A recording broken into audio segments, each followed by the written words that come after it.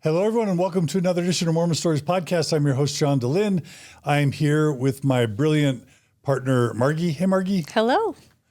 And we are here today to share an interview that I've been wanting to do for literally years.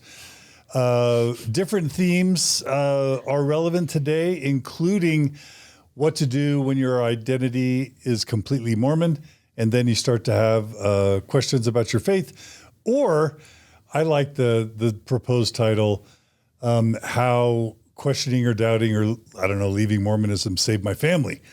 But regardless, this is one of those traditional long form, deep dive, faith journey Mormon Stories interviews with Elisha Lee. Hey, Elisha. Oh my goodness. I am so excited to be here, you guys. We are so thrilled to have you. Yeah. I mean, it really has been years that we've been talking about doing this episode. And I just don't think I had the perspective necessary to do it until like literally right now. Yeah. Yeah. Yeah. And just as an intro, some of the themes we'll be talking about today include eternal families or eternally broken families. Yep. We're going to be talking about modesty, sort of modesty culture, purity culture kind of stuff, worthiness stuff. Again, faith journeys, mixed faith marriage, parenting, all sorts of stuff. Yeah. Yeah. Well, and I'm excited also to talk about kind of this idea of religious scrupulosity. Yep. Oh, right. And kind of some of my challenges to this concept when it comes to Mormonism, and particularly like the brand of Mormonism that I was attached to, which was kind of a McConkie-inspired sort of approach to the gospel that like the more you put in, the more you get out. Every blessing of your life has a principle of obedience attached to it. I mean, I'm excited to get into some of that, to really see now like how I became so intense about it. Yeah, for sure. And for those who don't know, scrupulosity is just a technical term for religious obsessive compulsive disorder, but it's very common in high demand religions or cults. And so it's a prominent theme in your story, Elisha. So yeah. Well, I mean, I'm excited. One of the places we like to begin is just with an intention. And you've talked a little bit about this, but some people, sometimes just being open and honest in a Mormon context is viewed as hate speech and or anti-Mormon, just if you're just saying what your experience was.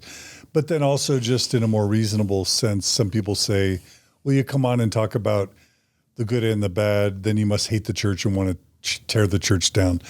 Let's just take a moment, Elisha, and have you just state why you wanted to do this interview, what your intentions are, what types of people you may think might benefit from your story.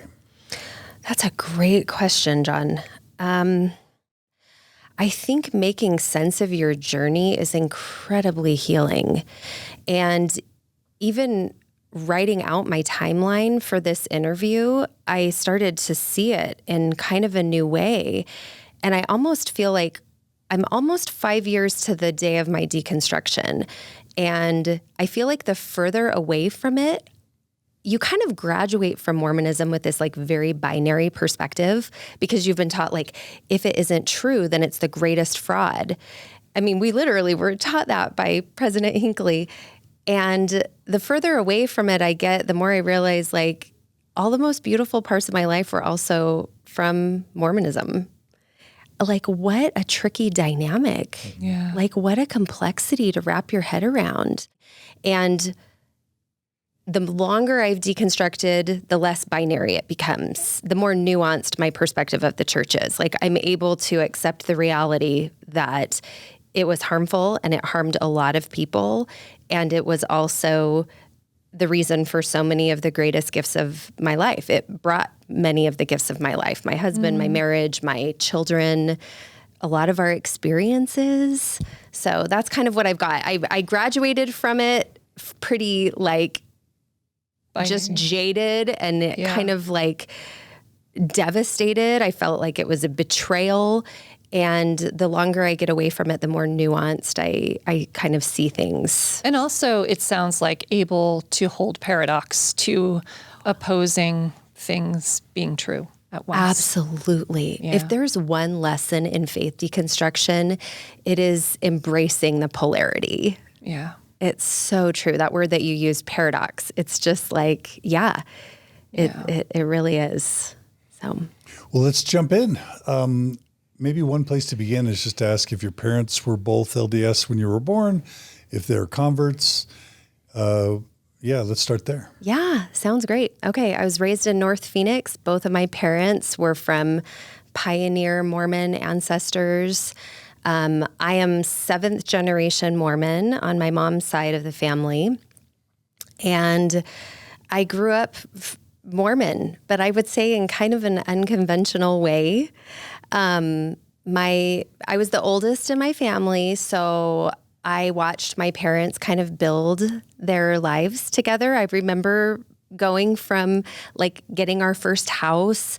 My mom put my dad through law school, and then my dad went to work, and both of my parents were Mormon, but I feel like the emphasis on Mormonism in my house wasn't as orthodox as it was in probably other houses. Our emphasis on being members of the church kind of came from a more like spiritual perspective. Like we talked a lot about ancestors and spiritual experiences and things like that. And we went to church on Sundays, but we didn't do like family prayer every night and family scripture study every night. We did family home evening once in a while. We did family prayers once in a while, but it just wasn't real intense. There was a lot of focus in my home on the arts, fostering creativity. My mom read books to us every night religiously. Like every night we read stories together as a family. I did dance and theater. My dad was really into music. Both of my parents were musicians, like not professionally, but they both played instruments. And like my dad, he traveled a lot when I was kind of in that period between like 5 and 10 years old. My dad traveled a lot because he was building his career as a young attorney. And so he was gone a lot. But when he was home, he would do like music time at bedtime. He would like play his guitar and we would sing with him. We always had like through the stereo system in the house, like Bob Marley, Queen, Led Zeppelin.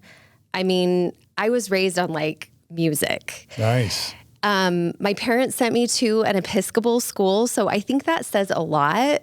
Like I went to an Episcopal elementary school, like a parochial school where we wore uniforms, and I went to chapel 2 days a week and religion classes 2 days a week. So interesting.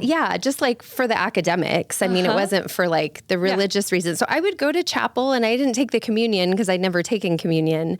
So just walk up to the front and the, priest bless you. And anyway, so I just... like Mormonism was a component of our lives. I would say like, you know how when you meet people in other religions and their religion is just like a component of their life? I feel like that's how I was raised. I like to think of it as religion at its best is the salt to the meal, but it's not the meal.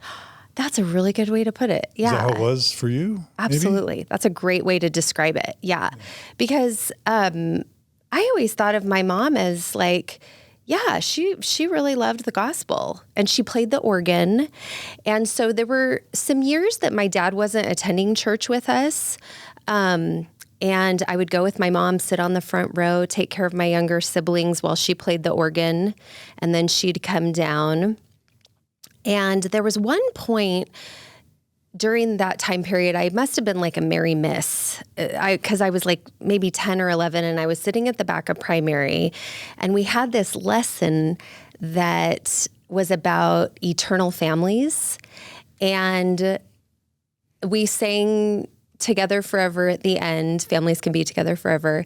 And it was the first time, I can't remember at that time if my parents had announced their divorce, but I just remember feeling like my family wasn't going to be together forever. And I think from like an adult's perspective, talking about ideas like an eternal family, it sounds like a neat idea, but to a child, it's like that is a very concrete concept coming from an adult. And so hearing that, this, I don't remember what was said in the lesson, but it made me feel like, well, we don't qualify for this. So at some point, your parents started not getting along. Well, did you have before they announced it, did you have a sense that was coming? Was that a surprise? It wasn't a surprise, but my parents didn't fight. They had a very amicable divorce. My mom, I've talked to my mom 10 times this week to see what she was comfortable with me sharing, but she said, could you just share that I didn't divorce your dad because he was inactive? That wasn't part of the reason. I think it was just probably, what do they say? Irreconcilable differences.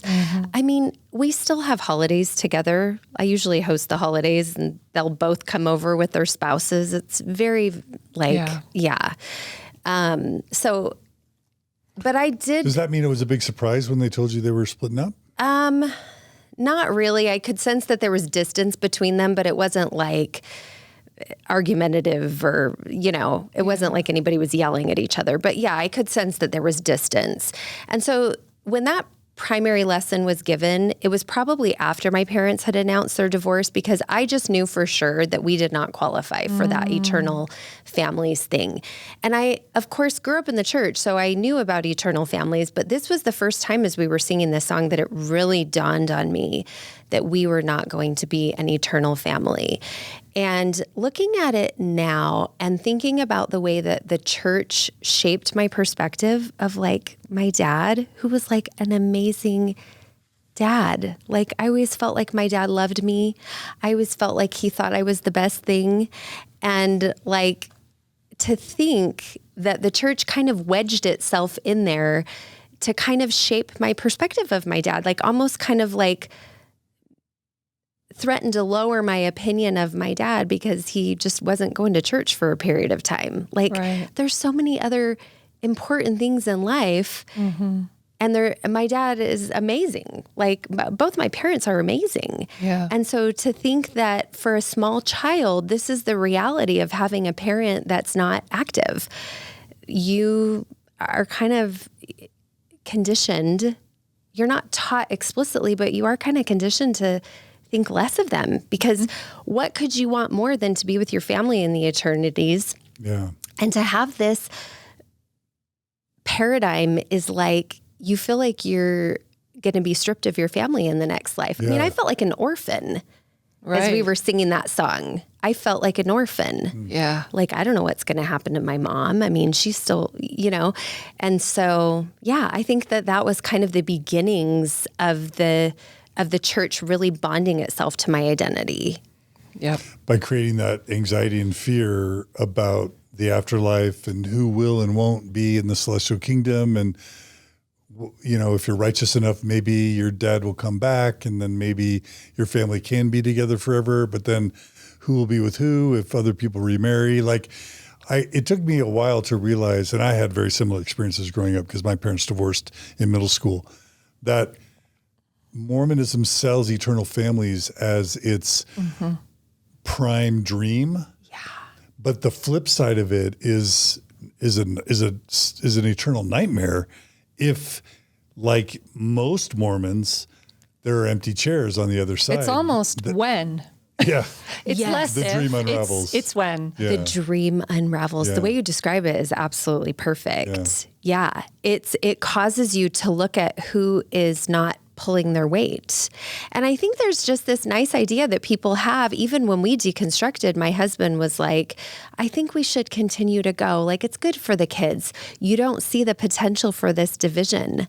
Right. Yeah. It's really brutal, actually. Because what family can you think of that doesn't have a family member that has had questions or doesn't believe anymore? I would venture to say every family has it. Oh, so many of the apostles, Mormon apostles, have kids who left the church. Yeah. Or grandkids who left the church, even today. And so we're all going to have empty chairs, which means sad heaven Mormon heaven is sad heaven for all Mormons. Oh my gosh. Yeah.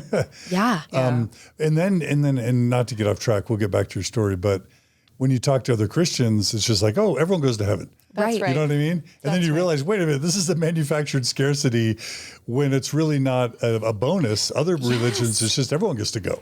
Yeah, that is such a great point. It's offensive to say, it's this beautiful concept that missionaries take out, right? A lot of times these missionaries just stay focused on this beautiful concept that we're going to sacrifice our life for a time so that others can be together for eternity. Yeah. But other people believe that. It's not that we believe in eternal families. It's that we actually don't believe in eternal families. Exactly. We believe that God keeps people from each other. That's right. Unless you're doing A, B, C, D, Right. And I actually think that is more likely the message for a child.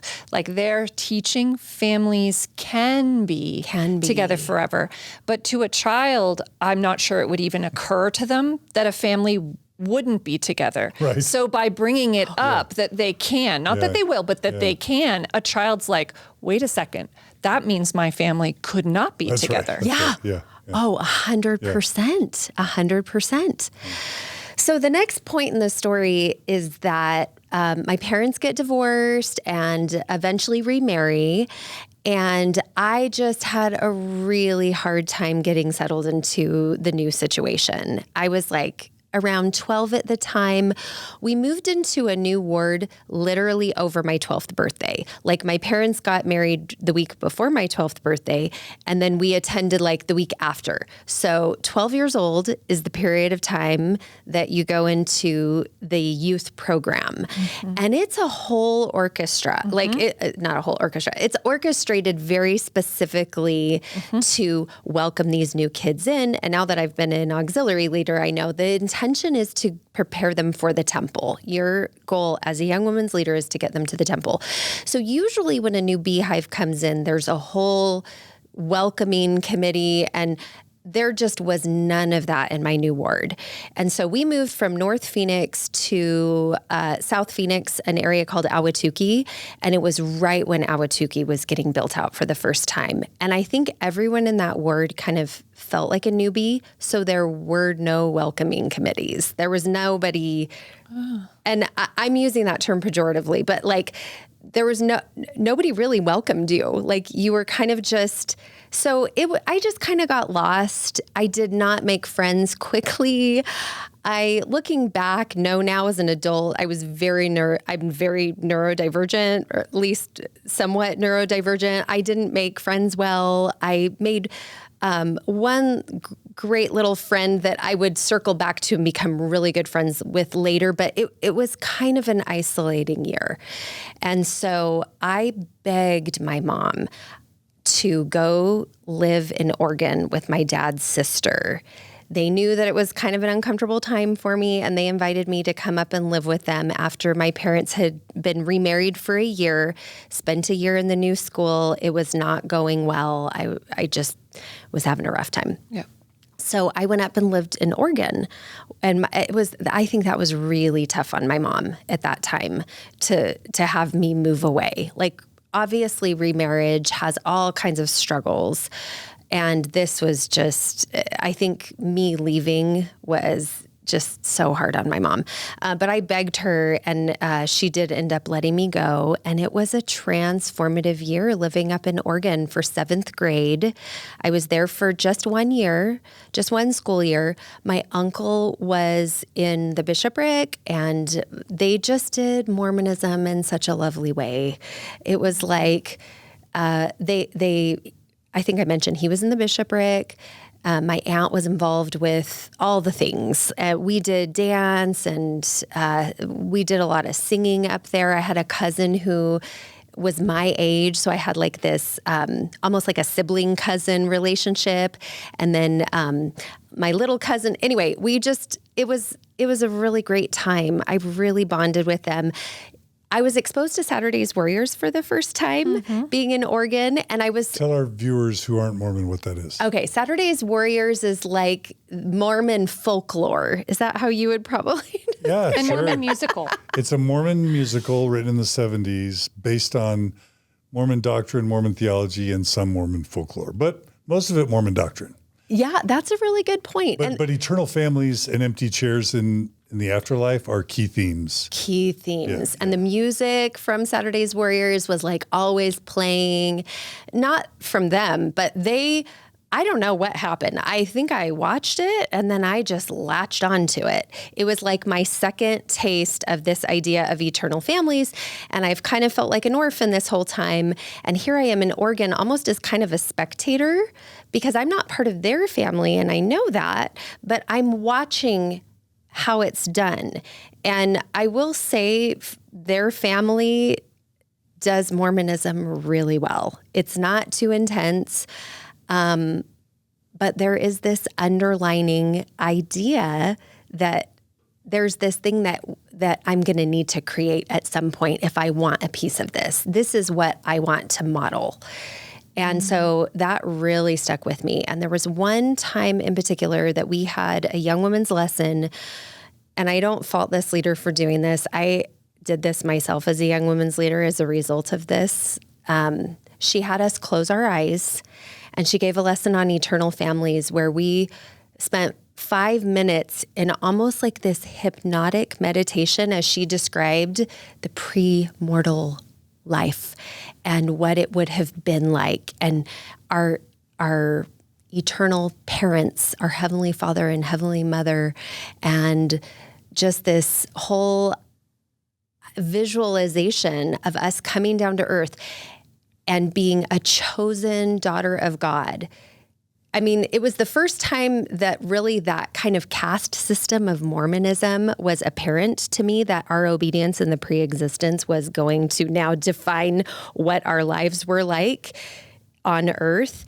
And it's like, oh, now I've got this sacred responsibility. I was born a member of the church. That means that I was among the most elect and obedient in the pre-existence. And I've got now a responsibility to live this and to bring others to it. And I feel like I left that day. It really was like a hypnosis. And I feel like I left that day and did not shake that until I deconstructed at 40 years old. Yeah. Like that's how long this perspective sticks with me, that I am like a spirit daughter of God having an earthly journey. Right. And then the next several years of like getting in trouble with my boyfriend and all those things, it's all from that perspective. Like you are messing it up royally. Right. And your family is not pulling their weight. Like I moved back home to Arizona after that 1 year, and just things like secular music being played in the house on Sunday morning, and I'm in my room with my EFY tapes and my tapes, literally tapes, and my EFY tapes and Saturday's Warriors, and I'm trying to like feel the spirit, and I just want to do this so much. And journaling is a huge part of my life. I never miss a day without journaling, and never a journal entry that is not just completely enveloped in testimony. Like I feel like I don't have any just regular journal entries. Went here, did this, did that. It was all tied to my testimony every day. So you can see this like scarcity building in me and almost a deficiency that the church has sort of assigned to me. That's right. And now I'm trying everything that I can to heal myself of this deficiency. Yes. It's almost like overcompensate. Absolutely. For this deficiency that you had no part in creating. You had no control over it. Absolutely. And I'm looking at my parents like they've got a deficiency now too. Right. Because it's not orthodox Someone's enough. to blame. Yeah. Yes. Exactly. Oh my gosh. Right. So come back to Arizona for 8th grade. I make a friend who's also been through like some bumpy life circumstances, only child, Mormon, but not conventionally Mormon. we make best friends and kind of just lived at each other's houses. And I will just say that friend probably saved my life at that time, because it just felt very lonely a lot of times. And that, not because I didn't have parents that loved me, but just, I think partly just being a teenager. And I don't know, there was just something about this friendship. And I think the church for both of us was, in a way, like here we've talked about the negative aspects, but it almost felt like a salve.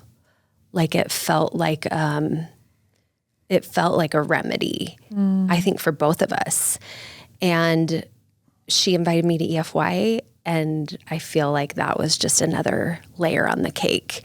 EFY was like, if you don't know what EFY is, especially, I know you guys know what EFY is. EFY is a youth camp that's like, imagine like boot camp for God's army. It's just the fire for an entire week. You're going to classes during the day and you're having firesides in the evening. It is full of music, live musicians, even like the physical activities that you're involved with out on the field have some kind of like underlining spiritual theme. You are sleep deprived to the max.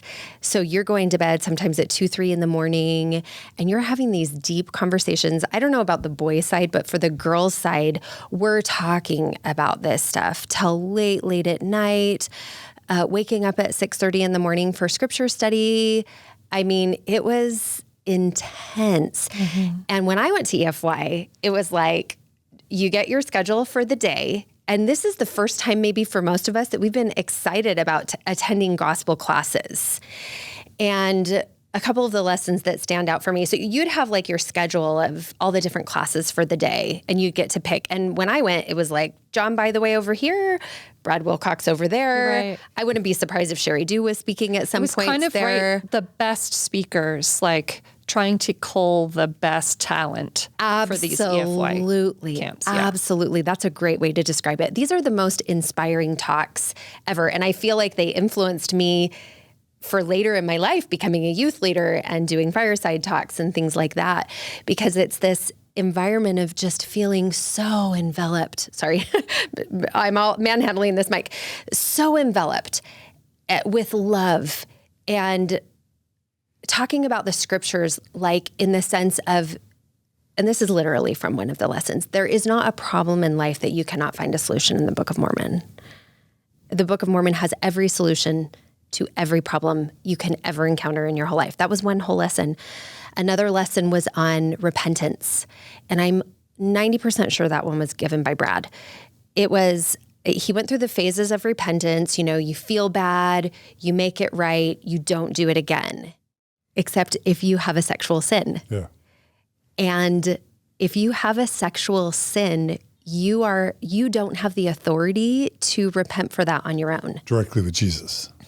Right. Yeah. You have to go, you need a bishop to confess that to. Mm-hmm.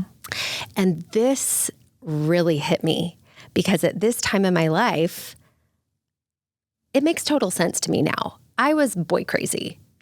And I was like, I had probably kissed 5 people at that time. We're talking like somewhere like after 8th grade, after 9th grade, somewhere around there. I'd probably made out with like 5 different people. But I was just thinking, okay, like I found the splinter and I'm going to have to take care of this. And I can't take care of this on my own. I've got to go see my bishop. And it was not only that, it was on the final night of testimony meeting. EFY testimony meeting was like the fire in all your body. You could feel this fire. And there's literally kids bearing their testimony that they wish they could die tonight because that's how close to the Spirit they feel. And they don't want to mess it up.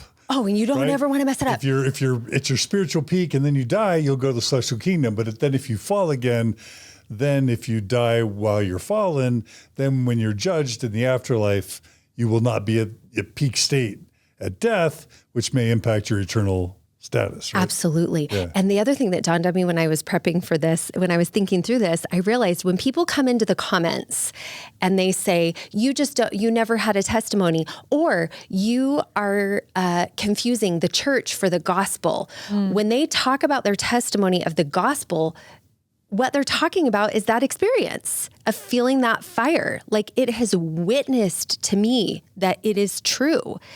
And Jesus died for my sins, and there is no question that this is true. How could I have these feelings in my body if this weren't true?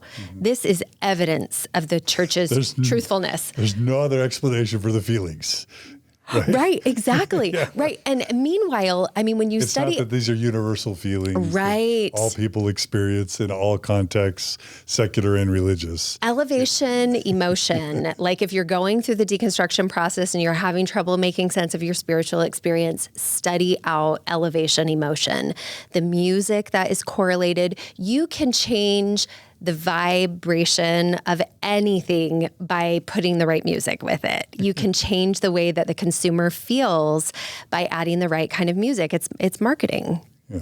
And so when you have these kinds of experiences and you have these lessons all week, you're sleep deprived, now you have a testimony meeting where you're hearing everyone, you're in a room of sobs. Emotional vulnerability, which leads to emotional connection and intimacy. Yes, and, right? and trauma bonding, because people are sharing, I went too far with my boyfriend and I tried alcohol and I'm never going to do that again. I promise you all here today that I will never do that. I make that promise to you and to Heavenly Father. I mean, these are powerful experiences for 14 plus kids. Yeah.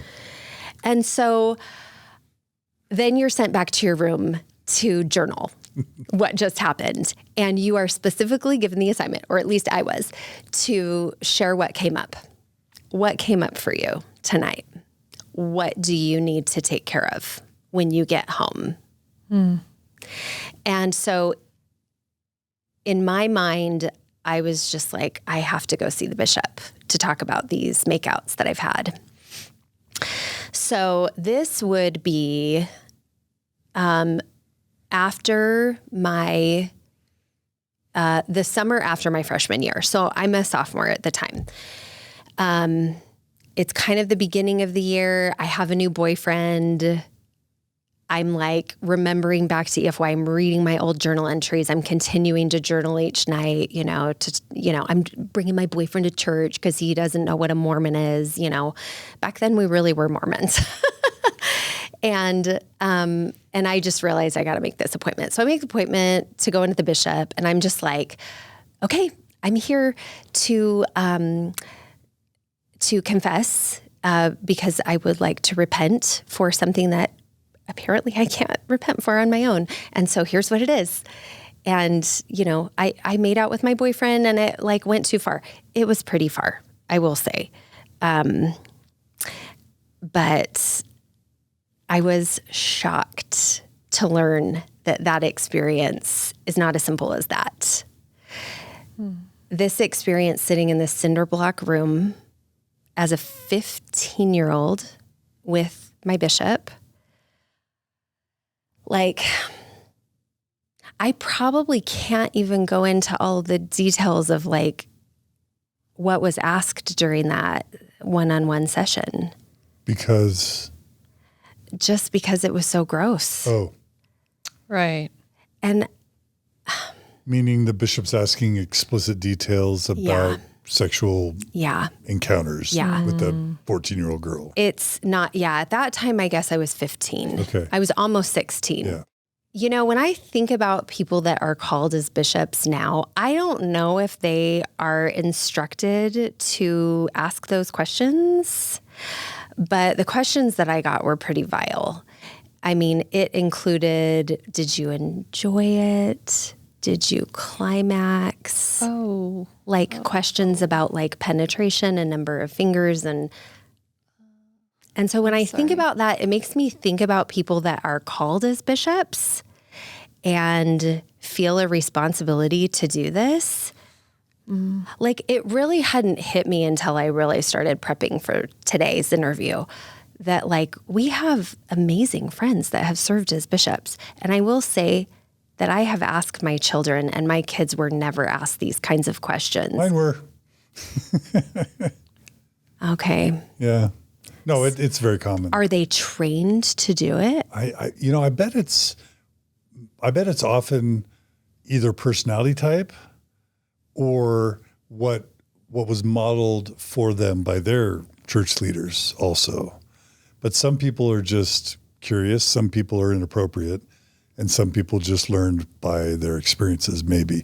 But we've had so many Mormon Stories interviews where people have been asked the most graphic questions at the youngest of ages. So wow. We don't want to claim it's everyone, but it's common. It's way too common. So I feel lucky that my kids were not asked those kinds of questions.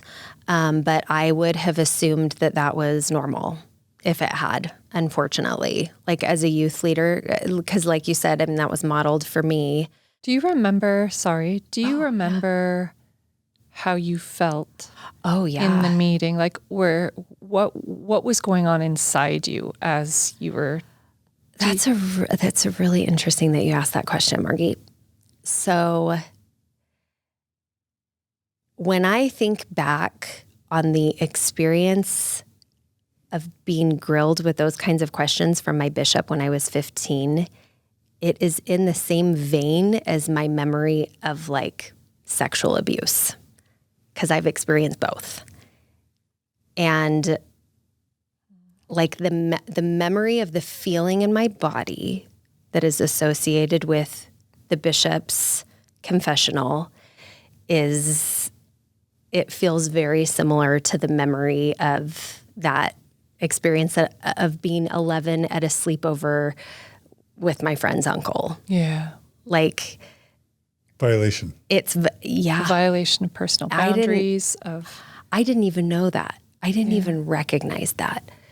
But now when I think back on these kinds of experiences, I feel like all of our most traumatic events, like there's a sensation in the body and we don't even realize it and it stays with you. Mm-hmm. And when I think back about how I felt in that chair, my memory of it is just not that different of a feeling in my body as when, that sexual abuse happened. Yeah. So he tells me that there are two great godly powers on earth, and one is to create a life and one is to take a life. And I've used one of them improperly. But in my brain, what I thought is like, you're almost as bad as a murderer. That's where my brain went. Because that's what the Book of Mormon says. Yeah, but I hadn't even lost my virginity at this time. Yeah. I mean, remember, this is just like make-out session that went just way, it got into, it was. Yeah, but so him equating that. Oh, yeah. Yeah. In my brain, I'm just like, oh, I am like the worst of the worst. Like, I didn't even know till I got here, like, how bad I am. I am really bad.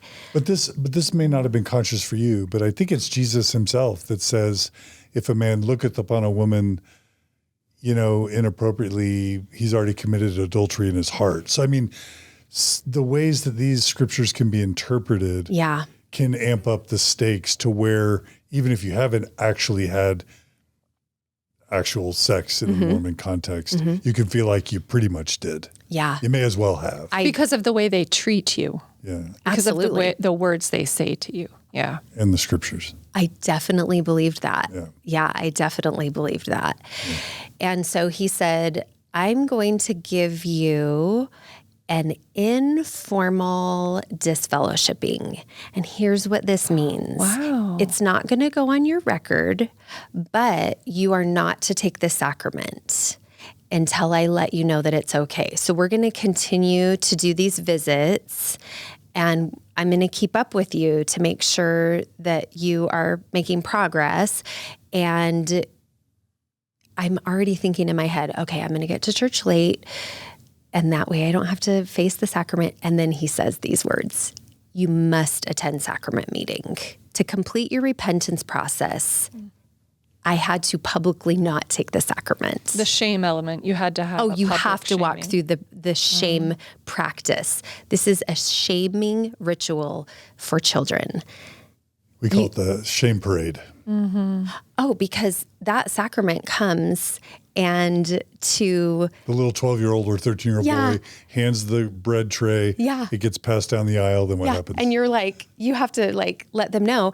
And anybody could be sitting around you and see this happen, including leaders that might mention it at their next presidency meeting, which is going to be relevant in our next chapter.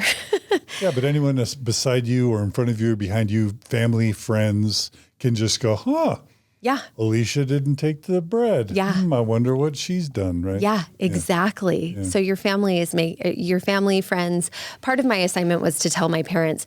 Now I have to say, because I was 15 at the time, my mom took me, and then I called her when I was done to the bishop's confessional meeting. And as she was taking me, or before we left the house, or at some point, she said, "Why are you doing this?" I didn't realize at that time that my mom had started deconstructing. I had no idea, but her approach really shifted at that time period. And what I didn't know at the time is that she had discovered Fawn Brody. And I think that was the time that the Krakow book came. John Krakauer. Under the Banner of Heaven. Heaven. I think, was that like around 94, 95, maybe a little later, but yeah, late 90s. I think. And the Hoffman letters had been a few years prior to that, but that had also influenced her quite a bit. Seeing the way that the church handled the Hoffman situation, she was jaded. Her testimony was starting to come unraveled at that time. And she was just like, "Why are you going in? Do you really think you need you don't need to do this?" And so that was her approach, but I just did it anyway. And what did that do to my perspective of my mom? She doesn't understand. She hasn't had that fire. She hasn't obviously had that converting experience that I have had, that witness. Once you believe that story, the narrative of the plan of salvation, you somehow just kind of accept what goes along with it. And it's really sad looking back on that now. But somehow if kids are just indoctrinated just the right way, they're going to, for the rest of your life, you just kind of accept what is given to you. So I have a quick story. I'm going to try to abbreviate it, but it is kind of a fun story. And I figure we might need a palate cleanser after what I just shared. So around that time period, I left the bishop's office just like, okay, we are doing this. I am doubled down. I am going to be so good. I am just going to do everything I can to not fall off track. And I've got a boyfriend, and he was so sweet about the whole thing. Like, he was raised in Long Island, New York, had no concept of like Mormon culture and what that was about, but we were just like in love, and he was just like, whatever you need to do. Like, he was super supportive of all of it, which is interesting. But one day I was getting ready for school, and I get a call, "Can you pick me up for school?" It wasn't my boyfriend, but it was his best friend. And then like a couple other people that I was taking to school that day. So it had my 16th birthday. So I was driving, and we got to school. My boyfriend was already at school, but I'm walking up with these friends, and we see this car accident in front of us. And it was kind of a serious car accident. It was like a head-on collision, but it was in an intersection, so nobody was going full speed. But one of us went and called the 911 from a neighbor's house, because this was like 1995 and nobody had cell phones. And we waited there, and the police came, and I think an ambulance came, and we gave our witness of what happened. And then we were like, "Well, can you like just write us a quick note for school? Because we missed the bell like an hour ago." And so the police officer writes us a note, and we walk up to the front of the school, and I look at the note, and it says, "Please excuse these students from school today." And it's signed by a police officer. So I looked at my friends. I'm like, I think we can just ditch school today. So we go up to the front and we just kind of lied and said, we just gave them the note and they let us off. So we went to IHOP. And as we're sitting there, as one does. Yeah, as one does. And so we're sitting there and little group of friends. And these are like more typical teenagers, not like Mormon teenagers. Like my friend's telling us about the bong he just got, his 2-foot bong. And I had no idea what that was. And they were like, drive us back to the house. Like, let's go back to the house. You don't have to, they explained what it was. You don't have to do anything. But so I'm like, okay, appearance of evil. It's going to be fine. I'm just going to stand there and whatever. I mean, I'm now at this point curious to see what a 2-foot bong looks like. So we get to their house and he pulls this out and they all take a hit from the bong. And then before I know it, they're all looking at me. And I don't know how I got talked into it, but I did. And the last words I heard him say were, breathe in really hard so that those bubbles at the bottom of the bong really bubble, which means that I am shortly going to be out of my mind stoned. And now what happens is that you have a very stoned girl with an eternal perspective. Are you guys familiar with that book, Return from Tomorrow? It's a near-death experience book? Yes, I am. And I was positive that bad spirits had taken over my body because I clearly was not in control. So I thought for sure there were dark spirits controlling my body. And I had the worst pot anxiety of my life. That was a really, really scary experience. Yeah. And now looking back on it, I'm like, oh, it was totally predictable because that's what happens when you framing spoke to was, it. yes. But my brain was and I was walking around and they were just all chilling. This is her first time. This is what happens. To them, it was no biggie, but I was coming unglued. I was having the worst panic attack of my life. And so that probably felt like it was hours and hours and hours, but it was probably 30 minutes. I mean, who knows? So once that kind of wore off, I had the brilliant idea of calling the school and Ferris Buellering my boyfriend out of school. So I called the front office pretending to be his mom and said that he had a doctor's appointment. And then we drove up to the school and picked him up. And he had no idea what was going on. So he comes out to the car. And that was the day that I lost my virginity. I mean, that's kind of an epic story if you think about it. Absolutely. Yeah. But you can imagine how I felt after. Yeah. I have, in the most royally way, ruined my life. I have now smoked pot and had sex with my boyfriend.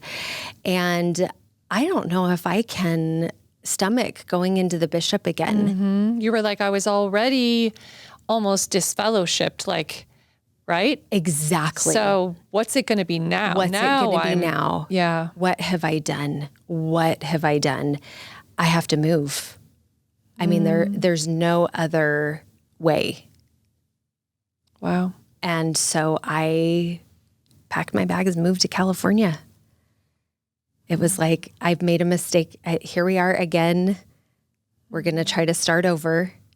So you told your mom and that was the solution? Well, or you... I did. I talked to my parents and there were kind of a lot of, there were a lot of other details that came in there as well. Yeah. And we all kind of just decided that would be the best thing. So we waited until the end of the, I think I may have actually tried to make it work. I don't remember the timing for it exactly, but in your mind, are you holding this secret then? Are you holding this inside and not telling your bishop at that time? Oh yeah, I did so you're not. Right. I did not tell my bishop. but I did tell my parents. But you told your parents. Yeah. And then do you remember if there was a story you were then connecting to about yourself in that moment? Do you remember what you were feeling about yourself at that time? That's a great question. At that point, I was just so disappointed in myself. Like a failure? Like Yes. failing to... And, okay, I'm so glad you asked this question, Margie. Isolation is the feeling that I felt. Even though my parents did nothing to try to, at that time, my dad and his wife were super actively Mormon. None of my parents made me feel bad. It was nothing like what it was like with that bishop. Right. But for me, I was holding this on myself. And I think that was almost my parents' very kind of healthy approach. My parents' more healthy approach to this that I think would have been supported by any mental health care provider. Their response to it was fine. It was the pressure that I put on myself. And I just felt hopeless. Right. And I felt very alone. Yeah. Very alone. And it did not cross my mind that anyone else in the church, any of the church kids were going through this. Yeah. Because I was back in that ward in Ahwatukee that was just, I don't know. Yeah. There were great people there. I'm sure all the people were great, but it just was not it. Yeah. You weren't feeling like it was a fit or like... Did not feel supported by that word at all. Yeah. So I moved out to California, just like, okay, we're going to get a new start. We're going to get a new start. And this is probably the darkest chapter. Like, as I go back through it, the move to California was definitely the darkest. Can I jump in and say one thing? In the Mormon context, and I'm sure this isn't unique to Mormonism, but one common scenario where this happens quite a bit is when a girl gets pregnant. When a Mormon girl gets pregnant, she often just disappears, is sent to live with a family member or some host family. They have the baby there, and then maybe they'll return home after the baby has been given up for adoption. And so... I think that was the assumption. That was the assumption. I do think that was the assumption. And I would just say that whether or not that was your case, and I wasn't prying, my point is that's certainly, number one, common. Number two, you're being slotted into that scenario. And then number three, there might be assumptions about that would go with you wherever you went or stay behind from wherever you left. It's interesting that you mentioned this, and it's probably an indication of my healing that I had actually forgotten about that part. There was a rumor at my old high school, and my seminary teacher at the time announced it to one of the classes without saying my name, but saying that she was basically like I was this spoiled kid, and I was given this something about the car that I was given when I turned 16 and what happens when someone is just... He really trash talked me without saying my name, but apparently everyone in the class knew who he was talking about because two of my friends reached out to me and they were like, "You would not believe what brother so-and-so announced in seminary today." Anyway, so the rumors were rampant. And was there something behind some of the rumors? Yeah, probably. But I moved to California. I'm thinking I'm going to get a new start. And now looking back, I realize what happened in California was that people were just aware of me moving there for this reason, except that got quickly convoluted to she's just like a whore. Yeah. It's a shame parade, but on steroids, because now it's not just the sacrament in sacrament meeting. It's complete relocation and dislocation from everyone for reasons people can only assume. Yes, right? That's very well articulated. Yeah. And I think because of my parents' not super orthodox approach, my dad cared more about modesty than my mom did. Sometimes I'd be leaving for school and he'd be like, "Do you want to throw on a jacket?" He was really sweet about it. But I think because I wore a lot of sleeveless stuff and like that people made this assumption. They would not have, the kids at church would not have made the assumption that I was actually this kid with a lot of scrupulosity, and just, it wasn't a super strict Mormon household at home, which is the reason that most Mormon kids that are wearing the garment clothes, like the shorts down to their knees and the cap sleeves, most Mormon kids do that because their parents are requiring it. And I didn't have that. Right. And so I dressed, like probably more like a typical teenager. So I think the kids in my ward in California it just all fit. Like, here's this girl and she wears these skirts and tank tops and I hear doesn't take much. Yeah, exactly. to finish painting that picture. So I move out there and I feel like word on the street is just, I'm this whore. And I have this going in the back of my head, but I have really no evidence for it. But I just feel like there's this major disconnect with everyone that I meet. First of all, the seminary kids were so sweet, but they were terrified of me. And I would like approach them at lunchtime to be like, hey, what's up? And I would feel like they were talking and they were all getting along. And then it was like I think I just scared them. And so I wasn't clicking with anyone. And I was just kind of like, what is going on? And on my first day of school, this girl approaches me, this beautiful girl, teenager, my age. And she says, if you look at my boyfriend, I will kick your ass. And I was like, okay. I mean, here's the thing. In Mormon land, losing your virginity may be considered being a whore. But to a public school in California, a very large public school in Southern California, being a whore is something much different. Right. This is like giving blowjobs in the bathroom. I mean, like, the assumptions about me to like the general population of kids at this school, I think is just that I was just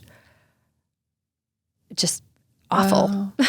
That is terrible. And I didn't really see it. Like I would get to school and I'm like trying to start over and I'm having such a hard time making connections with people. And it's like I would really connect with someone one day and then the next day I would get to school and I would go to try to talk to them, but they would turn as soon as they saw me coming. I just felt like people were just like ghosting me right and left. And I didn't really know why, but I knew that this challenging experience was like part of my consequence. Like this is the consequence for the things that you've done. And I didn't have any friends that I felt really connected to until this one day I was in the library and it was probably 3 weeks into school. I don't know. And she just starts talking to me, asks me if I'm new. She proceeds to tell me that she moved to the US from Peru a few years earlier with her little sister and invites me to come and hang out with them. And I probably spent at least 5 days a week at their apartment after that. It was like the first time I felt really enveloped and I met some of their friends and just this like beautiful Peruvian family who is like making a new start for themselves, just like I am in a very different way. Every member of the family is working to contribute to their new life in the U.S. Wow. I don't know if Gabby will ever know like what an impact. And think about this now that I'm like, these amazing people, like I felt so much love for her parents and their English was very broken and it didn't matter. I felt so much love from their family. And to think now, because once I got integrated with the De La Cuba family, we were like very typical teenagers. I mean, at that point, I just really needed some acceptance. And so we were like at parties on the weekends, but I wouldn't be drinking. So I think that like the Mormon kids thought I was wild and the wild kids thought I was Mormon. Right. Interesting. It was kind of an interesting dynamic thinking back on it. I never got drunk in high school. I feel like there were times that, this is very vulnerable to say and embarrassing, But I think there were times that I was at parties in high school where I kind of acted drunk, but like I was like too afraid to like ever integrate any kind of word of wisdom problem. There was a guy who started dating me, and after like a few dates, he like tried to make the next move to like have sex with me. And I just said, "Oh, I don't do that. Like, I'm sorry if I gave you the wrong idea. I'm actually Mormon and I'm going through this whole repentance thing." And he was like, "Well, that's interesting because I've been told by multiple people that you're a whore." Or that I think he said that you sleep around. That's what he said, that you sleep around. He didn't say whore. And I was like, really? Who said that? And one of the girls that he mentioned was like from a super, like, I don't want to give too much information here, but like from a very prominent LDS family from our stake. And she was the most mean to me of anyone. Wow. Can I just bring up a couple things that are standing out to me is just how social ostracization, how it impacts like injury. It's like, it's the same. I know studies have been done this way, but right, emotional pain and isolation and being left out, how it impacts someone's psychology and body and immune system and all those things. And also, which I just feel so much for your vulnerable, developmentally, like trying to, develop self. Yeah. But also too, that this branding of identity, it's like not just, oh, this thing you did, it's who you are. People telling you over and over again, no, this is who you are. No, this is who you are. And in every circle that you go into, it's like you're othered in some way. Nope, you're not a partier, you're a Mormon when you're with the partiers. You're with the Mormons and they're like, nope, you're a partier, Absolutely. And so wherever you go, even there's no belonging for sure, but even fitting in, there is just no place for you. Yeah. And all of this is just so extremely painful. I'm feeling it for you. Thank you for that, Margie. Everything that you articulated is exactly what I felt. I felt so isolated. I felt a lack of belonging. So here I finally have this sense of belonging with Gabby, and like we're going to parties on the weekends. And isn't it interesting now looking back and thinking that the most Christ-like behavior came from the individuals that were not even Mormon? They were likely othered too. Perhaps. In some ways, Perhaps, maybe. yeah. Living as immigrants, living outside probably a box of some sort. Yeah.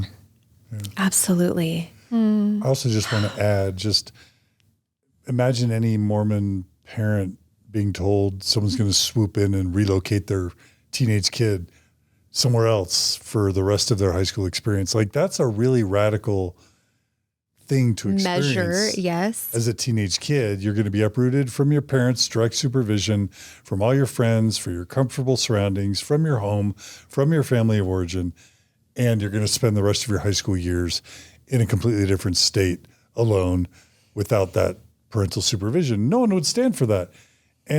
So that's extreme, what you experienced, but also how many Mormon kids do have sex and just stay where they are and have or don't.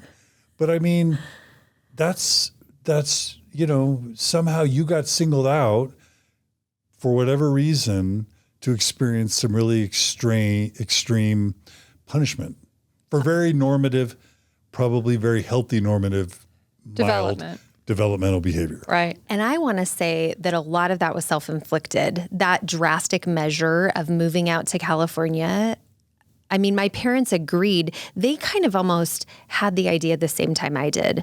And I'm glad I went to California. Ultimately, that's where I met my husband. So I'm kind of a spiritually agnostic person now. I think about like some things are serendipitous, and maybe that was the time I needed to move to California. I don't know. I still like to think that things happen for a reason, but we all decided that that was the best thing for me. But I definitely did it from the approach of a self-punishment. That's right. Like, this situation is dire. I'm in this dire, I keep failing myself. I can't pull it together. we got to interrupt this somehow. Yes, exactly that. Exactly that. But I'll also note that the most effective and pernicious high-demand religions or cults or dogmas rely on self-enforcement as the harshest form That's right. of enforcement. Kind of like the learned helplessness studies with Marty Seligman, where they put the dog with a fence that shocks them. They remove the fence and the dog just doesn't leave because the dog self-enforces even after the physical reinforcer is gone. So maybe I would just say don't minimize the fact that you were self-enforcing, because that's the most effective and severe form of a high-demand religion or cult. Yeah. Absolutely. Yeah. So the next phase in this story is that the beginning of my senior year rolls around, and I started thinking, like, I don't remember getting like senior pictures done. I don't remember, like, should we have done that by now? Nobody has like reached out to do senior pictures. We're November, senior year. I go into the counseling office, and just to give a little preface on this, I had been going to summer school since I was a freshman because I wanted to graduate early. There was a school in London, a performing arts school that I wanted to go to for the second half of my senior year. So I had been preparing to go do this thing. And I had taken summer school classes so that I would have enough credits. So that's the preface. So I go into the counseling office as a senior, and I sit, I haven't gotten, like, should I have done senior pictures? Like, nobody reached out to me about that. And she said, well, I don't have you graduating this year. And I'm like, you don't have me graduating? She goes, you don't have California government class. I had taken Arizona government as a junior because I was almost a year ahead. Oh. You can't graduate in California without that. In addition, in Arizona, you needed a year of PE. In California, in 1997, you had to have 2.5 years of PE. So I was behind on my PE. I'm like, you're not going to let me graduate because of PE and government? And she said, I can let you walk. I didn't even take my senior pictures. This is November of my senior year. I literally drove to the GED office after school. Like, I signed myself out and I dropped out of school. Yeah. So I'm like, here we are. This is another layer. It's like dominoes. It's like a shame parade domino. I'm going to tell you that I cannot tell you how much trauma comes up in me. I got to share this. I was at my kid's orthodontist, and he has all of the school yearbooks back to like 1980. He like collects them for the high school that I was at. And I went in there and I thought, I wonder what happened in 1997. Like, I wonder what the school yearbook looks like. I never got one. I didn't even do my senior pictures. Did they include me? I mean, I dropped out at the beginning of the year. So I go through all the pictures of the graduates, and I'm obviously not there. I thought maybe. And then at the very end, there's like a others to be mentioned page. And it's a page of kids that were probably like down at juvie, or like maybe they had experienced teen pregnancy or something. There's like 5 of us on the page. And it's literally a picture of me from my student ID. That was the only picture they had of me. And I wasn't even smiling. Wow. And all these beautiful pictures of all the graduates. And then I'm in the others to be mentioned. And like, the others to be mentioned, could we just have a moment for that? Like, whose idea was that? These were the kids that didn't show up for senior pictures. They may have dropped out that year. Maybe they had a baby. Maybe they went to juvie. I mean, who knows? And that's the page that I was on. And so now I have smoked pot, broken the word of wisdom, had sex with my boyfriend, and I am a high school dropout.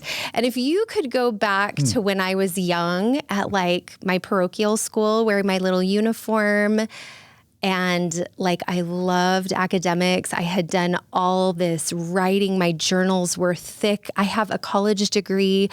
I'm a nutrition educator. I'm certified, and like I've done all this schooling since then. But at this moment in my life, I am literally a high school dropout.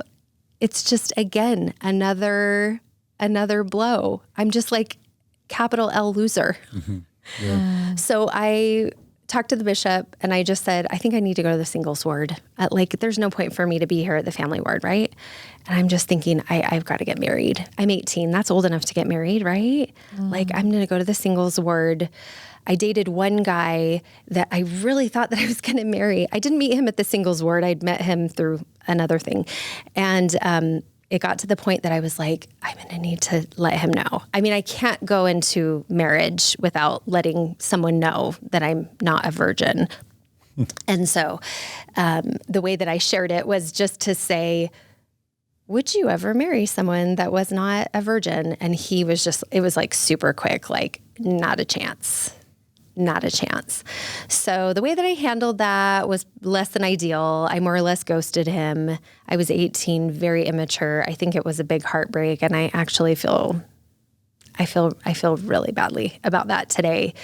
But at that point, that's when I started going to the singles ward. And first day I was there, this redhead, looked like a 15-year-old came walking toward me and pulled a chair out for me. And that was Jamie. Your current husband? My current husband. Yeah. And it's so sad, looking back. Jamie has so many wonderful qualities, and we have just enjoyed each other so much since the faith deconstruction. And to think that all of those were kind of overlooked because the most important thing was that he was a righteous priesthood holder that was going to be a good father, because we definitely could not repeat what just happened to me. Like this trainlet wreck that is my life, we can't do again. And Jamie was just awesome. He was like, oh, I've got repentance issues too. I think a lot of people do. He's like, I had to wait a year to go on my mission. And I was just like, it's the first time I haven't felt totally alone. Yeah. I'm not the only one. Yes. And our singles ward bishop was like, he was like, oh, I don't need to hear more. We're good. Let's just, because, I had flubbed between, I kind of, you'd reach a degree of hopelessness that you're just like, may as well. I mean, and so went into him and he's like, I just want to get you back to the temple as soon as possible. I don't want to hear details, and he just, he was a really great guy. And anyway, it was just quick, and we got married, and it was a weird day. The initiatory, though, I have to tell you, the initiatory was in 1997, so it was still the naked part. You go into this room, a locker room, and you take all your clothes off, including your underwear, and you put this shield over your head like a poncho. It's open on both sides. And I had a friend who went through with me from the singles ward, and she prepped me for it. She's like, they're going to need to access you for the blessings, and they're really beautiful. You guys, I was so jaded. I wasn't even traumatized by the initiatory. Not at all. It was like the most beautiful experience of my life because they said the words, and you are clean every whit.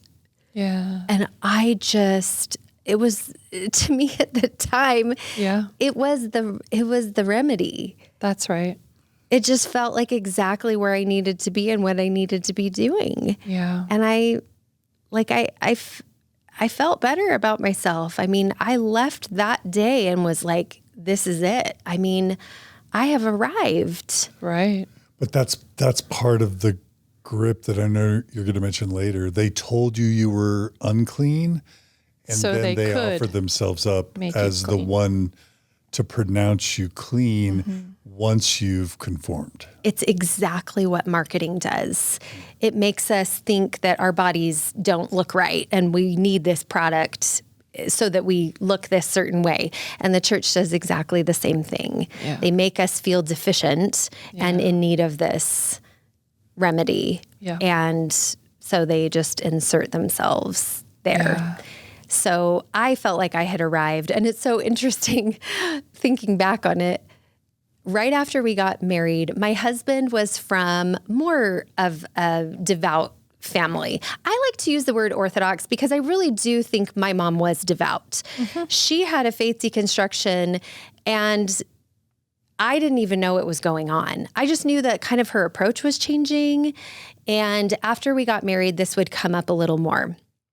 And They just meant you came from a divorced and I household. just, I married up because I married into, exactly. And that could almost be for any reason. But I think this being evaluated by people, Yes. this is a theme, it feels like, in your life of people telling you again your worth, your value, right? Well, and it could have been more about me. It could have been like, oh, here you are marrying this lovely returned missionary who literally his background was exactly like mine. Like we'd made all the same mistakes. But from the outset, it looked like I was marrying up because I was a whore. And he's a return missionary. Exactly. That's what I mean. Yeah. This feels like it's such a theme in and also like I'm so connecting with why you're showing up in your marriage the way you are, given your teen years and through the GED, right? Yeah. And then you go to a singles ward. And in Mormonism, the way a woman has value, you've been like rejected, you've been like found wanting time and time again by patriarchy throughout your teen years, right? So is to be chosen by patriarchy. That's how we're valuable, right? Wow. So like going for the marriage thing, and then this is your clean slate moment. Yeah. This is where your family can be different. You start the narrative, so it's different from your family where you grew up, right? And so there's all this intensity coming from a narrative. Yes. That was like, given to you, basically. Yes, assigned to you. Right. Yes. Yeah, so it makes so much sense to me where you went, what you looked for, the marriage, and then also how now you're going into the marriage and saying, we've got to do all the things. Like we've got to, right? And because you're in such an isolated frame of mind, you're not hearing from other people that have had similar experiences. So you think you're the only one. And it always blows me away to think about some of the Mormon girls that I was in high school with that got married outside the temple and then sealed later. And so I'm like, obviously, they had some of the same issues I did. Yeah. But how was I so violently branded? Right. Like, what was that about? Yeah.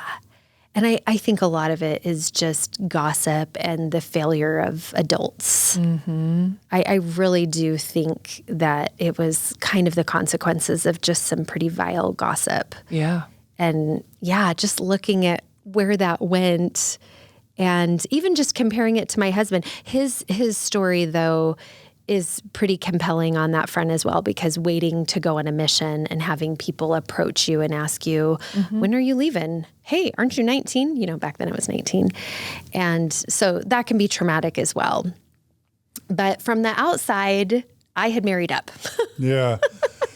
And also, sometimes I've noticed, that some people can be a super devout Mormon because they come from pioneer ancestry and their parents are super faithful and they identify with the Nephi sort of, paradigm early on, and they're the noble and righteous one. And so they thrive and succeed, committed to the church because they're fitting in that mold. There's a whole nother type of super Orthodox faithful Mormon that went the other route in their teen and young adult years to where they felt like they were in deficit. And so their orthodoxy is sometimes even more extreme than the previous type of person that I mentioned, but they're trying to play catch up. They're trying to overcompensate for their perceived failures throughout their childhood and adolescence and young adult years. And sometimes those are the most extreme and the most extremely devout Mormons of all are the ones who feel like they are playing catch up because of all their, quote, sins. And I absolutely agree. Yeah. In fact, preparing for today, just telling these stories, it occurred to me that I think for so many members, the experience of gaining a testimony is really just attaching the church to all of your most vulnerable points, your hardships, your shortcomings, your deficiencies, your loss for people who have lost loved ones. Your testimony is actually just the attachment that the church has to those hardships. That's right. And your hope. Yeah. And it is yes, that exactly. Yeah. Exactly. So it's exactly what you just said, powerful. John. So did you turn it up to 11 as soon as you got married? Or yeah, I would say so. I mean, the tithing is just one example, but we had also a little later on a stake president that just really got the members of the stake excited about living the gospel. He did this Nauvoo Project where we were all encouraged to do a certain number of family names. I think it was 40 names, and to go to the temple and get them all done. And it became this big production. And meaning going to the temple to get baptized and married and endowed. All the ordinances, all of the ordinances. Yeah. So getting your family names and getting them from baptism to sealing. And this would mean for our stake being able to use the temple for 24 hours straight. So during the nighttime, members of our stake would officiate in the endowment sessions or the sealings. For the dead. Yes, for the dead, yeah. And for our non-Mormons, I just want to make that clear. Yeah. We're performing marriages and endowment ceremonies and baptisms for dead people. To make sure that everybody can get into heaven. Yeah. To make sure that everyone has salvation. Yeah. I mean, the way that I know there's a lot of like weirdness associated with, especially with social media, that like baptisms for the dead is kind of a weird thing. From my perspective, it's kind of a more compassionate approach to Christianity. Yeah. Well, it's like, what's your other alternative? People just aren't going to get into heaven because they never heard about Jesus. They burn forever. Yeah. Like, I feel like Mormonism has a more compassionate approach than some brands of Christianity. That's just my take. But yeah, so I really went all in, and I felt such a disconnect from my husband at that time. I think I was Young Women's president when that project started, and I went and got him the white jacket and the shoes and the white tie because I was like, look, they're looking for members of our stake to officiate. What's the term now? I'm totally losing the vernacular. Officiate? Sure. Is that the right? And he was just not having it. And I was trying to figure out, like, what is going on with you that I feel so disconnected? And I took him into the bishop, and I was like, something is going on with him. And meaning your husband? My husband. Yeah. He's not like, I felt like he just wasn't like living up to his priesthood duties. Yeah. And it's not that he was doing anything wrong. He wasn't jazzed. He just was not jazzed about it. He'd be on his phone during sacrament meeting. And one day he said to me, what are your thoughts on polygamy? Because, we're going to have to live that. That's how he presented it. Oof. And I knew about that already because my grandfather was FLDS. My grandfather took the discussions during Leroy Johnson's time Your mom's dad? This is my mom's dad. And so I knew all about polygamy, and I had a sour taste in my mouth because of it. Was he born into it, or did he convert to it? He was born, so he's a Phelps. His ancestor, Morris Phelps, who's my fourth great grandfather maybe, was born the same year as Joseph Smith. He was jailed with Joseph Smith. We were through and through Mormons. Meaning W.W. Phelps? Not W.W. Phelps, but Morris Phelps. It's a different Phelps. I don't even think they're related. But my mom is a Phelps. And so, Grandpa did a deep dive into, he believed that the Church of Jesus Christ of Latter-day Saints was not living the gospel fully. And they abandoned polygamy in 1890 to 1905-ish. Yeah, Wilford Woodruff. Yeah. And he tried so hard to get my grandmother to go with him. And I just always had kind of a negative taste in my mouth regarding polygamy. And so whenever it was mentioned, which is a lot of members of the church don't even know that it's part of the doctrine. I was like, I don't know if I believe that. And Jamie kind of challenged me a little bit. He was like, do you not know because it's in the scriptures. Now, what I didn't know is that this was all falling apart for my husband. He was like finding things, masons in the temple. His dad was a mason. I mean, he knew that there were connections with the handshakes and how they were pretty identical to the Masonic rituals. We had resolved that in our minds by saying that the Masons were temple builders from Solomon's time. I don't know if other people do that, but I thought they were. And you come to find out that the Masons' origins were more like in the 1700s. It was nowhere near Solomon's temple. And I apologize, I am not a historian, so I may be off on this. But the realization was Joseph Smith basically used the Masonic rituals because it was promises of secrecy, essentially, so that he could be sealed to his plural wives. And keep it secret. But it's got to be official. You can't legally marry more than one wife. So they've got to have a sacred, and so they've got I think it was... With death oaths. Yep. Very high consequences if you reveal what's going on, which probably was the most important part because Joseph wanted people fearing for their life if they disclosed his polygamy, because if they did, it would lead to what happened to him, which was ruin. Exactly. Yeah. And I believe it was almost positive it was Kimball, Heber C. Kimball, that said the endowment is to teach the saints about secrecy.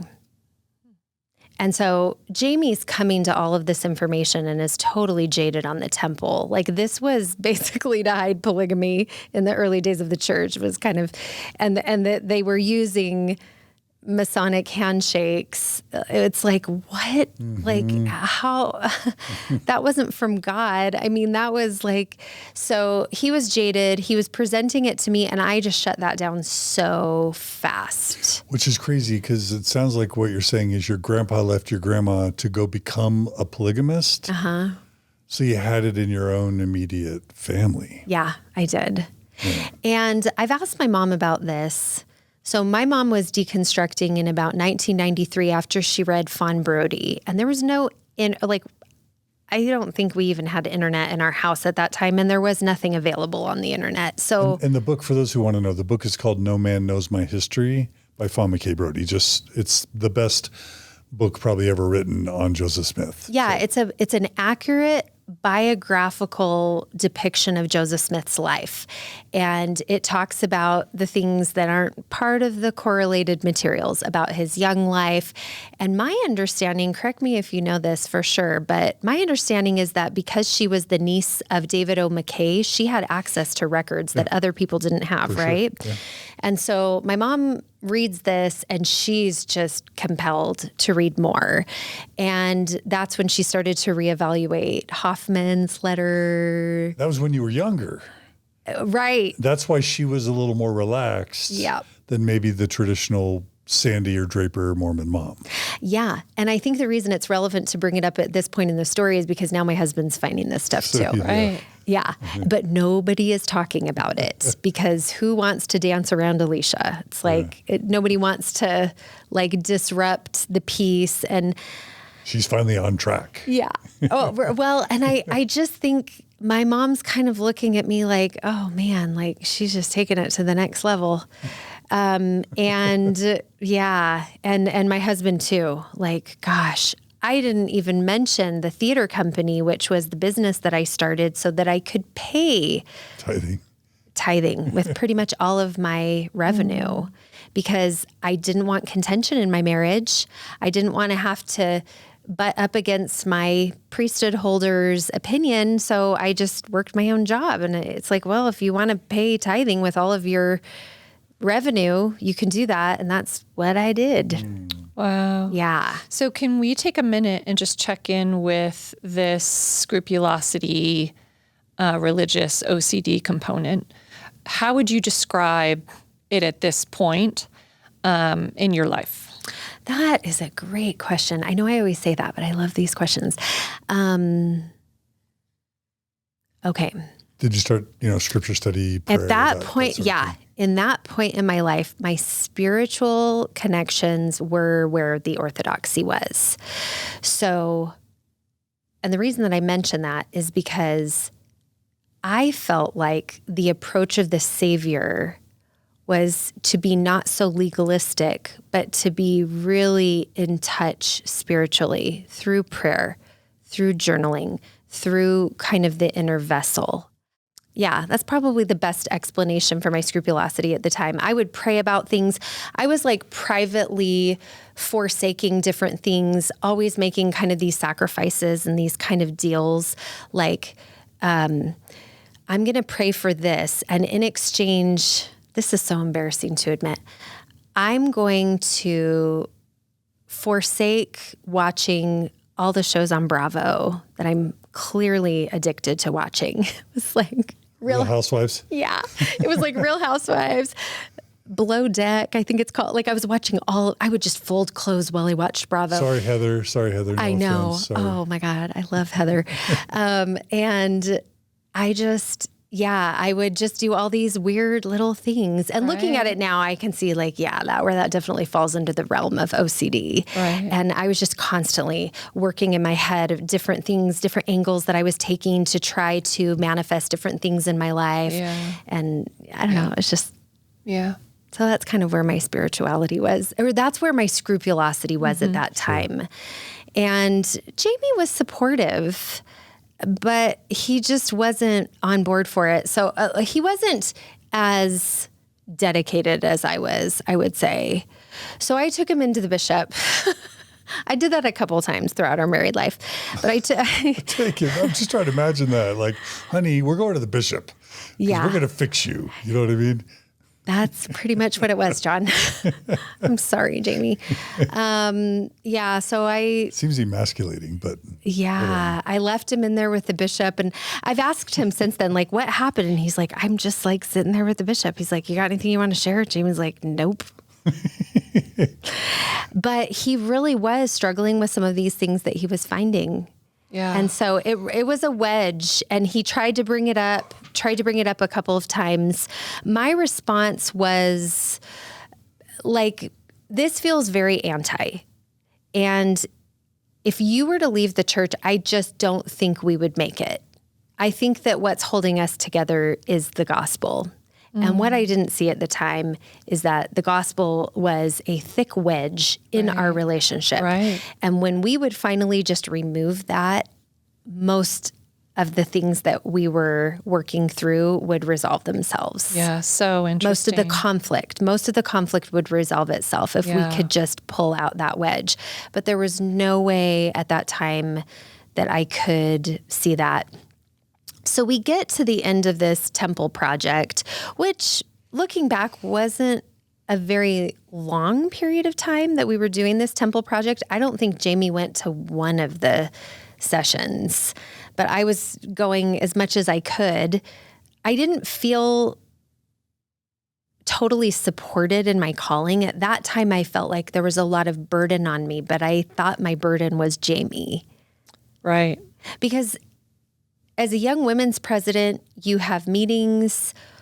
We had a lot of like less active girls that actually wanted to come to church with us. And so we would pick them up and take them with us to church. We would take them to activities.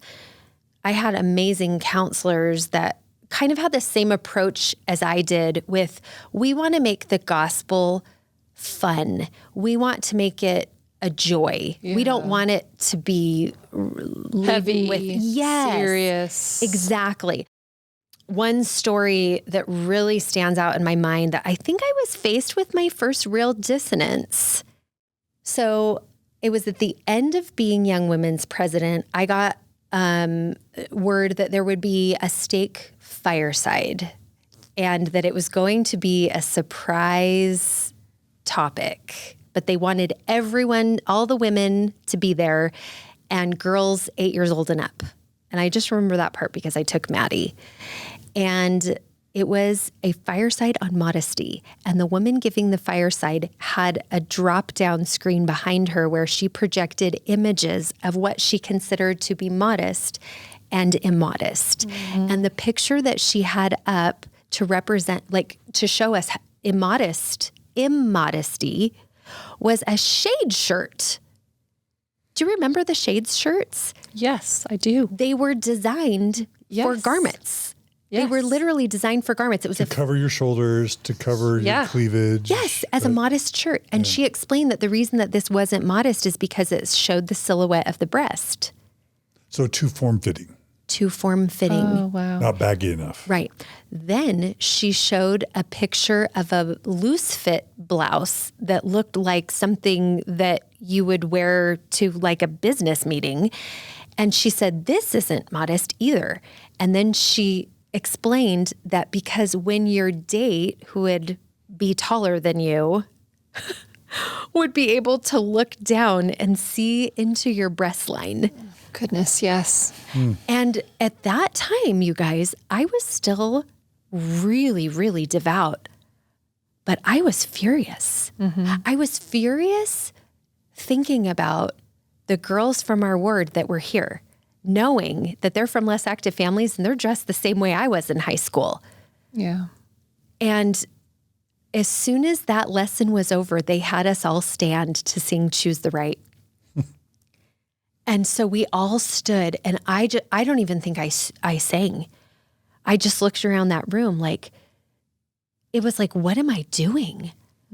This is horrific. And you guys, it would be 10 more years that I would stay in. Mm-hmm. Yeah. That was like the first knock at my door. Like something is wrong here. Yeah. And I was a young women's president at the time, but I was just like, you have got to be kidding me. We're going to follow that up with them standing so that everyone in the room can see what they're like. And it was a surprise topic. So no one could have prepared by saying, we're having a fireside on modesty. I should probably, this is how I remember it. I always worry when I'm telling stories that something's going to be off, but I remember it being a surprise fireside hosted by the stake, and they brought in someone from a neighboring stake. Anyway, I should have woken up at that time, and unfortunately it just wasn't enough. But that's your inner voice telling you something's off. Yeah. And then because you're conditioned and on plan, packing that down and muting it to stay on plan. But you're learning to ignore your own voice or conscience. Yeah. Allowing it to be overridden by the plan. This is really the complexity that members face, is that they are always challenged with hearing their own voice versus the church's voice. Yeah. Because you're told that the Holy Ghost will never convey something that is not in alignment with the gospel. Mm-hmm.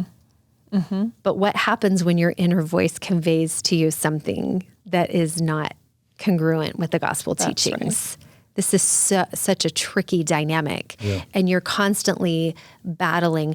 And I would actually argue, and this could be a topic for a totally separate episode, but I would actually argue that purity culture also blocks us from feeling our intuition. Absolutely. Because you're taught to ignore your impulses. You're taught to ignore even a bad thought. It's like John was saying, even the thought is where the sin arises. Yeah. And so you're taught to suppress your thoughts. You're taught to disconnect from your body. But I guess I was kind of waking up to that at 30. Right. And around that time period, the same stake president that was, who had done that whole Nauvoo project, he was just so ambitious. And the next thing that I remember, I think it came after, was that we had a fifth Sunday, third-hour meeting where we were invited to share our light online.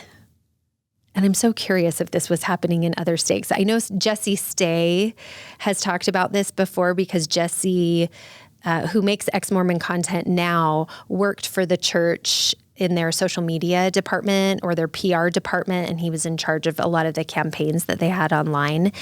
And so I did run this by him, and he was sharing some of what he had experienced from his angle. But from my angle, I was a member of the stake, and my stake president was encouraging us to start sharing our light online. Not necessarily to share the gospel per se, but just to be a presence. This was during the I'm a Mormon campaign. And so there was a lot of emphasis on members of the church. Like there's so much confusion. And he showed us all the statistics. These are the percentages of people who don't think we're Christian. So he gave us a marketing pitch. He said, the pitch is this: the gospel was here on the earth. It was taken away after Jesus died, and now it's back. Like, I'll never forget that. That was our marketing. I mean, he didn't say this is your marketing pitch, but that was it. And the idea was just, let's give people a more favorable view of Mormons. Let's show them that we are diverse. Let's show them that we are caring and compassionate people. And like, let's just show them who you are. You don't even have to push anything. You just be who you are and shine your light online. And I took that seriously, and I started a blog, and I started the blogging process. And I would probably argue that if this had not happened, I would never be making content online today. I would never even think to do it. But I started a blog. It like blossomed into a few different things. One of them was the nutrition. I started blogging about this nutrition plan that I was doing, and it was whole food, plant-based. The word of wisdom. I mean, it is like totally the word of wisdom. When you break this down, no alcohol, no coffee, like lots of fresh fruits and vegetables. I mean, this is something that I want to share with the world. So I eat only in time of famine. Yeah. Right? And that is basically the idea of a whole food, plant-based diet. Yeah.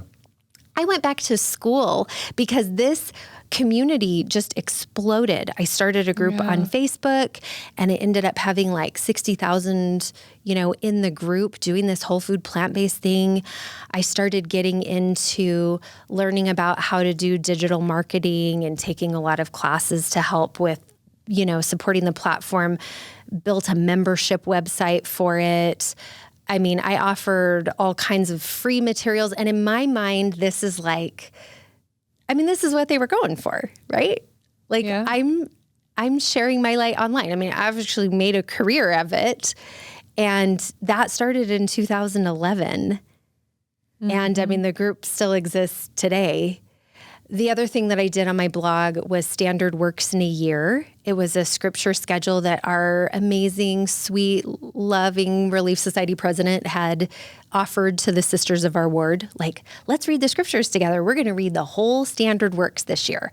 And I did it once, and I was like, I just kept going back for more. Every year I would do it. And so eventually I put that on my blog, and I would put a scripture reading schedule. And this was not a paid gig. This was just, I figured, a passion project, I had a programmer design a calculator where they could punch in what day they were starting, and it would generate a calendar of what they needed to read to do standard works in a year if they were starting in April, So I just was like really, really dedicating myself to this idea. I think probably more OCD, but.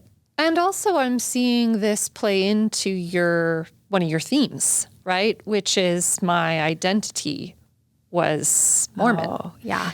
Because now we have, you have your family life where Mormonism is a key component of that. And now we have your work life where at the root, you're trying to also bring in Mormonism, right? Yeah, absolutely. And this is honestly, Margie, something that I'm still unpacking, because when I've thought about it, I'm like, ex-Mormonism has probably been my identity now too. Yeah. There was a day that I was doing I can't remember what brought it to light, but Jamie had said to me, you should think about doing video with your blog. Like, you're just writing and that's great. And you have these meal plans and that's great. But have you ever thought about like teaching? Like, you're a pretty good teacher. You should teach this stuff on video. And so I did. And it's so weird now thinking about this. That assignment from our stake president definitely evolved into Faith Unraveled. Yeah. Which is your TikTok channel, Instagram. Yeah. I mean, I don't think I ever would have had the thought to like record my face talking. Right. Like, no way. Jamie for sure encouraged me to do that. He really pushed me to do that. He was like, I think you would be awesome on camera. Just try it. And so I started interviewing people on Facebook, and then we did a podcast, and I would interview like Dr. Greger, Dr. Furman, these big like plant-based doctors. And honestly, so many positive aspects of that experience. I mean, so many people's lives changed because they, sometimes when you dial in your nutrition, some of your health concerns resolve. I mean, not for everybody, but there were lots of people that did have that experience. So I think there was a lot of positive to it. But it is interesting how after my faith deconstruction, it was just very natural to think about making now Content. Yeah. Well, note to church, be careful encouraging members to bear testimony via the internet. The church has created the ex-Mormon community. Yeah, and in some ways too, don't you see this with some Mormon Instagrammers who start out and it's all about the Mormon family, their culture, and then you can tell all of a sudden they're trans, and all of a sudden they're wearing different things. Something changed. Now they're, and you can absolutely tell that it is now documenting someone leaving. Yeah. The church. Totally. Think about the formula necessary for someone to be ex-Mormon. Or to be an ex-Mormon content creator, a deconstruction content creator. They have to have at some point really had a testimony of the gospel. They had to have been living it really well. They had to probably be accustomed to doing work without pay. Yeah. Like as a member, that's a big deal. As a member of the church, you in some cases are accustomed to spending 10 hours a week. I think that's a pretty average number in the church, spending 10 hours a week. I mean, when you consider all the things that you do as a member of the church, if you're doing family history especially, I mean, some people, it's more like full-time work. If they're a bishop, I mean, for sure. And so you think about the practice of journaling. We've been taught to journal since we were young. We have been trained to stand and speak in front of groups of people since we could walk. That's right. And so you've got a group of people who have been taught to proclaim truth. That's right. And also on some level feeling like you're special too. Absolutely. So you have, and that in some way, you have something to offer, you have something to give, and you care about people. So you want to share it. Yes. We talk about this in our deconstruction podcast on Faith Unraveled YouTube channel. The idea of being special, where does that go? It's a really interesting thing to unpack. And I think it's something that we don't talk about enough, especially like with the boys. Like they really are taught that they have something very, very special. We're all part of a royal generation that was chosen for this day, but to be a boy and to have the priesthood, it's a lot to unpack. I mean, it's a lot of privilege to unpack as well. That's right. Like realizing that you have had this paradigm since you were young. And I think there's just this kind of equation for success in the church. You're a good speaker. You're a good writer. You're not afraid. You've got the Holy Ghost behind you. You're able to engineer any outcome that you want. Look at... With faith. Yeah. Look at the brother of Jared, Mahanrai Moriankamer. The Lord entrusts him to find a solution for the dark submarine. The barge. And so he comes up with this on his own. We're going to make rocks that glow. For me, it was just so inspiring to think what a powerful being I am, that I have this gift of the Holy Ghost. And it's really interesting to look at like what that has the potential to generate amongst its members, right? Yeah. I think there's a lot there. I was going to ask you about this tension in your marriage or let's just say the mixed faith component. If we were to get back to kind of what that felt like, because I think you mentioned you had that blip at the meeting around modesty, right?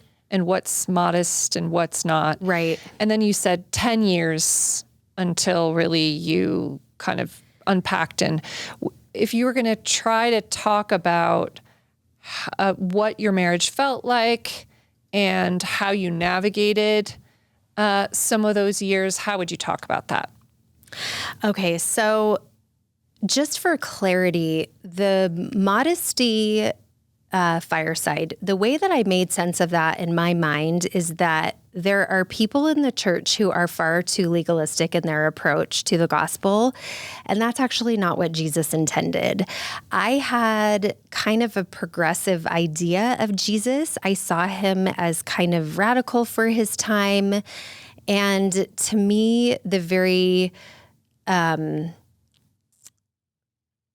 legalistic approach to Mormonism was just not it. I felt like if there's contention in your family because of the rules, then this is not the correct approach. That I had for a long time. And I think that helped with our mixed faith situation. And it's kind of that emphasis on peace. It's the emphasis that on you peace. were love and peace that you were describing earlier. Yes. And it wasn't that I wanted my husband to be like more strict with our kids or something like that.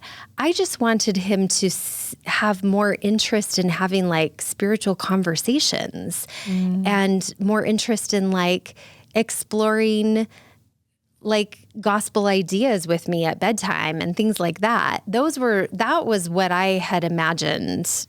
And so how did that need, right, come across to Jamie? Like, I guess what I'm trying to say is sometimes in marriage, right, you can feel that expectation or desire of a partner for you to be something else. Yes. He felt like he was a disappointment to me. That's not good for marriage, by the way. Oh, is it not? No. Wait, that doesn't work. And I feel so badly hearing him say that now. But he has every reason to feel that way because I think I felt that way as well. And in your mind, I'm sure somewhere, even if it wasn't conscious, it's this, you had a dad and your dad stopped going, and this is your chance now. You're trying not to do to your family what was done to you. So I would imagine for you, you're like, oh, no. Oh, no. Like, we can't have this. Also not to end up divorced, right?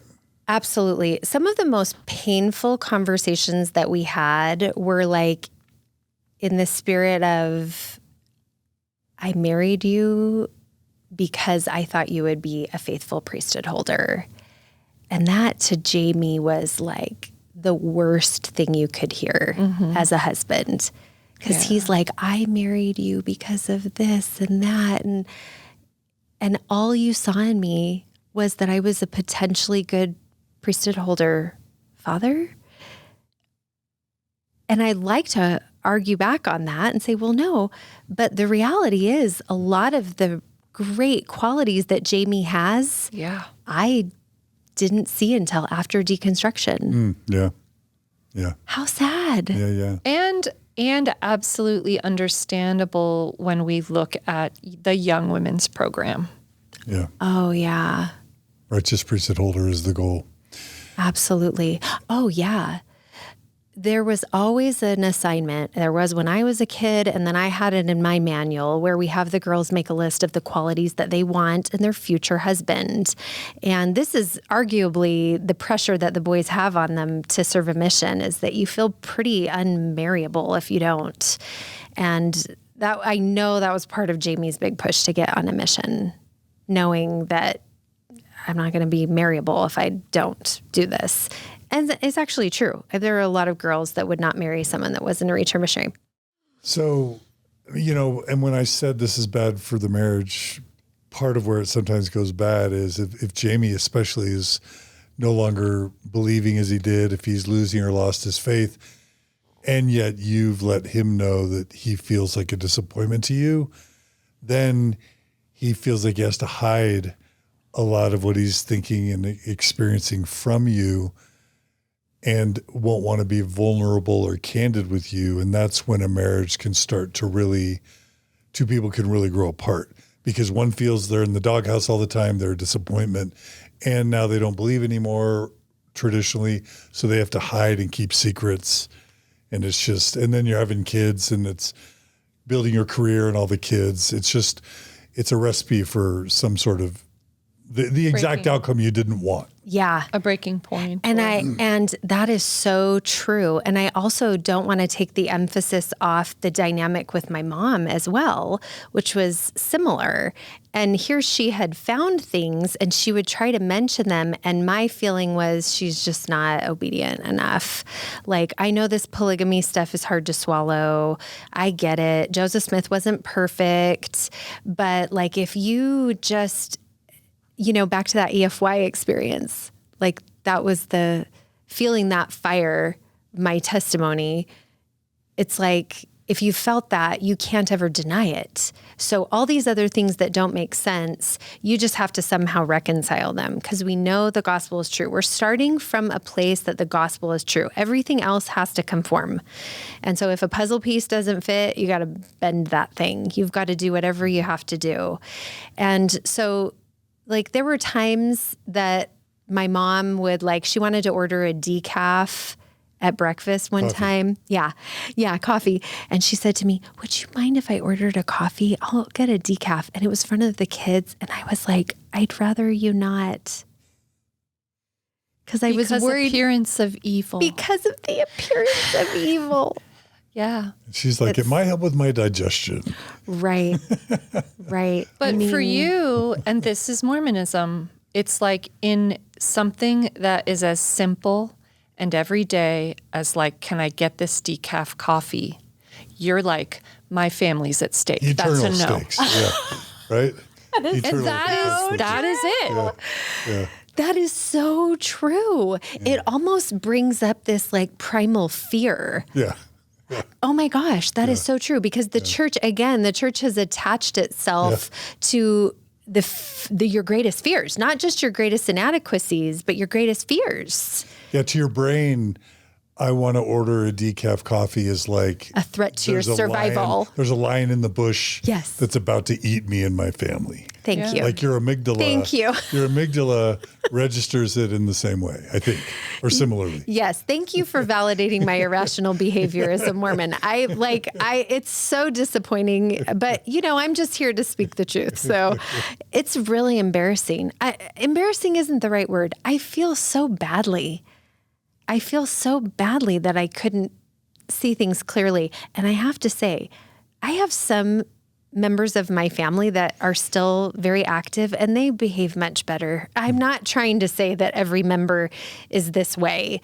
I do think that there was some scrupulosity there for me, but I would argue that it was programmed in there.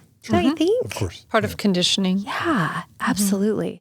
This is the point, one of the major themes and possibly the title of this whole episode is how losing my Mormon faith saved my family. Oh, this is the point where families can go kind of one or two ways. Yeah.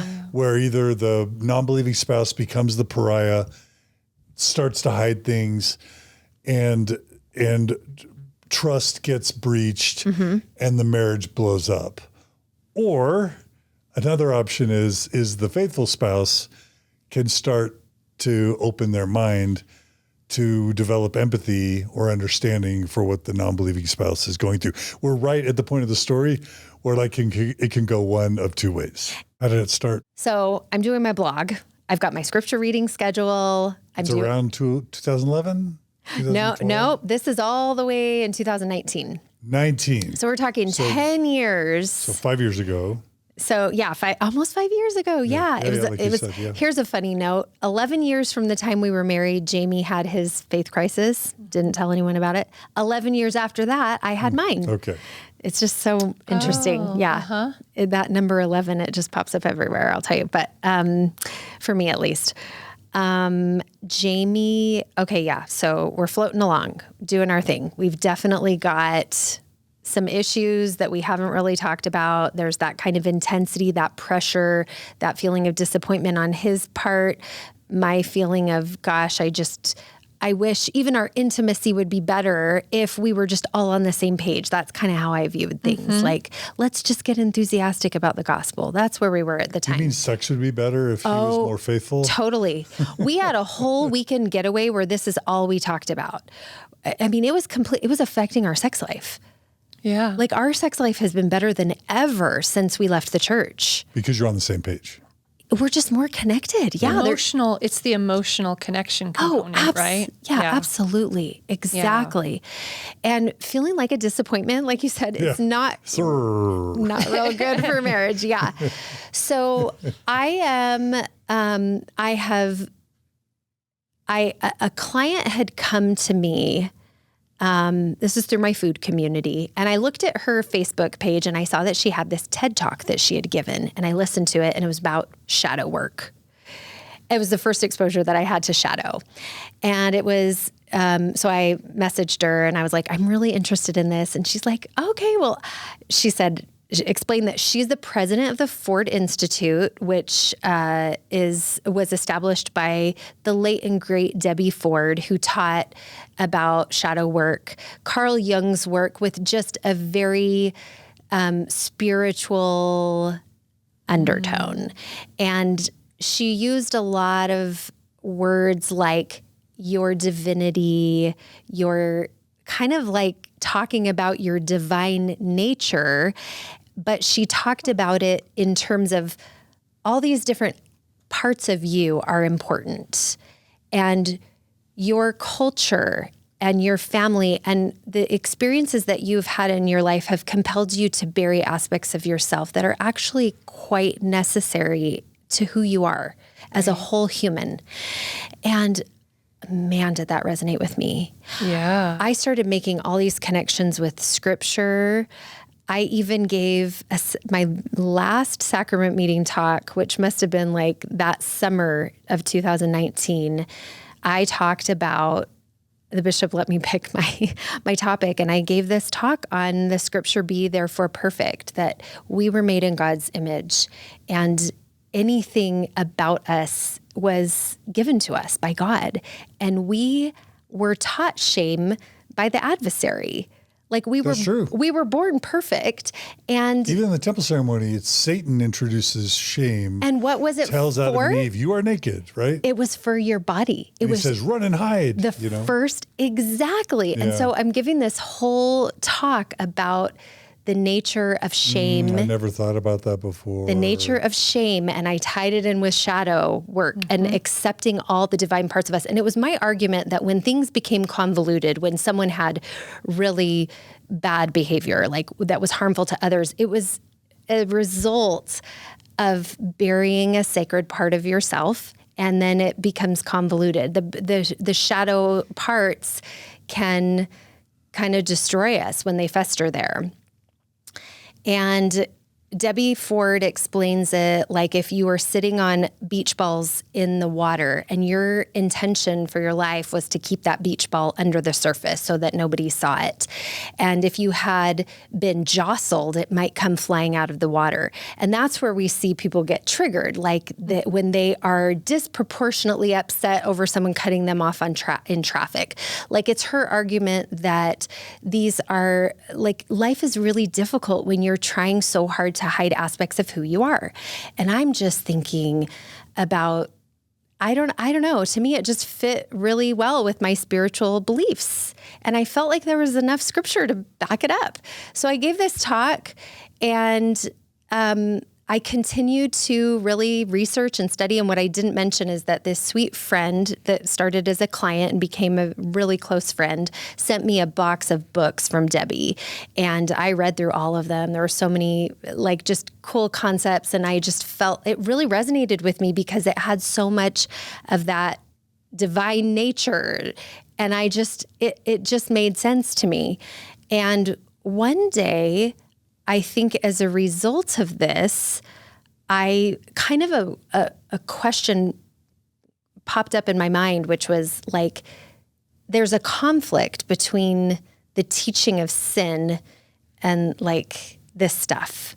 Like it doesn't fit. Like, how would the most loving, conscious being in the universe not want his children home if they were like drinking a cup of coffee?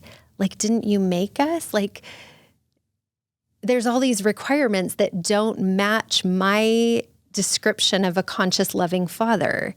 These are descriptions of like an intolerant, like narcissist dad, not a loving, accepting father. And at this time period, I had just gotten asked if I would teach seminary the following year. It wasn't a formal calling. It was kind of like, what would you think about teaching seminary? And I was like, I would love to. I mean, I was so enthusiastic about this idea. And for a high school dropout, you feel like they're going to let me teach the high schoolers. No, seriously. Sure. In the church, the youth, the teenagers, I think are the most treasured assets from the standpoint of the leaders. So Absolutely. Them letting you be a young women's president, or heaven forbid, teach seminary. Yeah. That's a real validation that you've kind of arrived. Yeah. And let's just be real. You have been doing your blog, reading the scriptures round the year clock. So you're like, I am actually rather, Well, I still felt unversed. I don't know if that's a word, but I didn't feel well versed. Okay. And so I was like, I have got to prepare myself for this. But you're right. I really was looking back. Every time I would read the standard works, which went for like probably 10 years, I did that. And I would see things that like the first time I noticed the story of Lot and his daughters getting him drunk and impregnating themselves with his seed. Like, I didn't see these things before. Like, you really don't see them until you like read it from start to finish. So I had a lot of questions, but I just, again, if you start from the perspective that the gospel is true, it's all got to fit. Right. So I had all kinds of like just very interesting perspectives to make it all fit. It was like I've heard people say like the gold medal of mental gymnastics. Yeah. Like you're just doing everything you can to make this work. But this was the first time that something did not fit. This construct of sin was really concerning to me. And we were in California and we had experienced Prop 8, and I have stories that I have not gotten permission to share, but there's a lot on that was really bothersome. Meaning y'all were encouraged to fight same-sex marriage as Mormons who were from California. We were instructed to pay money toward the campaigns. We were instructed to call people. We were instructed to knock on doors. And I have a lesbian aunt and her partner who's been together as long as Jamie and I have. And like real people in our real life that are not straight. And that was major conflict. And I just did not know what to do with it. Same with race and the priesthood. The 1978 lift on the priesthood ban. And temple ban, How did I overlook? You're trying so hard. It's not something that you're rational about. You're just trying to, anyway. So you're preparing to teach seminary. So I'm preparing to teach seminary. And I said this prayer and just asked, like, I'm really trying to cleanse the inner vessel. I'm really trying to prepare myself spiritually for this assignment, or it was calling to teach seminary, because it's not a CES paid job in California. It's a calling. It's before school. Mm-hmm. And so I prayed about this conflict that I was feeling and just asked, Heavenly Father, can you please help me make sense of this, because it doesn't make sense to me how this works. And I felt this immediate reply, do you really want to know? And that was when my whole, I think something just woke up. Yeah. Do I really, would you want to know if the church wasn't true? Mm-hmm. And I had to actually sit on that for a second. Mm-hmm. And I made an agreement. Yes, I would want to know. I don't think I thought about it again. I really don't. I think it kind of left my mind at that time, because in my mind, how would something like that show up? If the church wasn't true, how would something someone would just knock at my door and say hey, I've got so I have no idea how that would show up. But literally 5 days later, the CES letter landed in my lap. I mean, it was days later. Wow. And I think that was the first moment that hypnosis exercise from young women's in 7th grade, where we were indoctrinated to believe that we were chosen spirit daughters, having, that we're having this mortal journey, and it is the whole plan is, I don't think it cracked until that moment when I was 40. Do you mind explaining to Never Mormons what the CES letter is, and then how it presented itself to you? What would you say now it was and what you learned from it? Just in summary. Okay. And had you heard of it before it arrived? No, I had never heard of it. Okay. Keep in mind, this was 2019. Sure, it's 5 years after Jeremy released it. Okay. Yeah. Okay. And I don't think anybody was making ex-Mormon TikToks. I don't think there was short form ex-Mormon content. There was long form ex-Mormon content from a few of you. No, TikTok was pretty new. It was right. Yeah. Right. I think at the time it was actually called Musical.ly. I don't even think it was TikTok. Yeah. Anyway, so I had no idea what I was reading. I was actually sitting on my couch with I had my scriptures and my schedule and my journal, and I'm on my phone, and somehow I was on a LDS Living article, and it linked up to the Light the World hashtag on Instagram. And so I'm looking, which is a campaign by the church to promote the gospel, to promote the church. So I'm looking through all these pictures, and one picture catches my eye. It is a picture of the globe, the earth from space, with it's set up like a pie graph with this, I think it's 25% of 1%. And it was with this arrow that said number of God's children that will receive the ordinances necessary to have eternal life. It just took your perspective. In the church, you kind of have a myopic view of the world. So you kind of don't realize really how small we are as members of the church. You kind of think this is the Lord's work. And look at all these missionaries. We're teaching it everywhere, and everybody's receiving the gospel. And pretty soon, every single person who's ever lived will have, and this was just kind of put it into perspective real quick. Yeah. And I saw that, and I was like, that's so weird. So I clicked on it, and it didn't hit me that it was anti. It didn't hit me. I just thought, that's interesting. So I clicked on it, and whoever that was, please comment so I know who you are.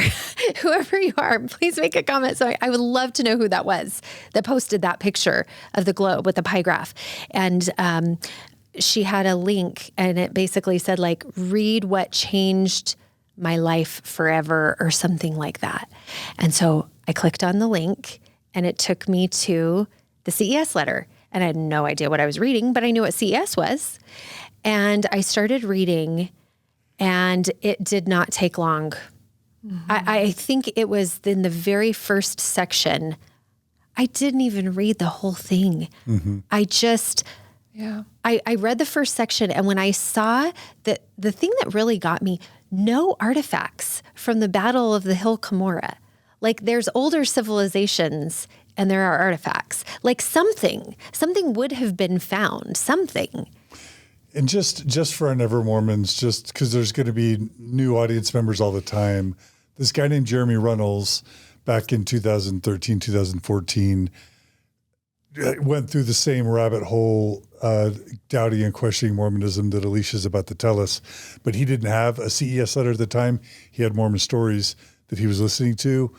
But eventually he gathered up all his questions about the church, about Joseph Smith's polygamy, about the Book of Mormon and its problems with historicity and conflicting with science, about, other controversial aspects in the church, the priesthood restoration and exclusive authority and all those things.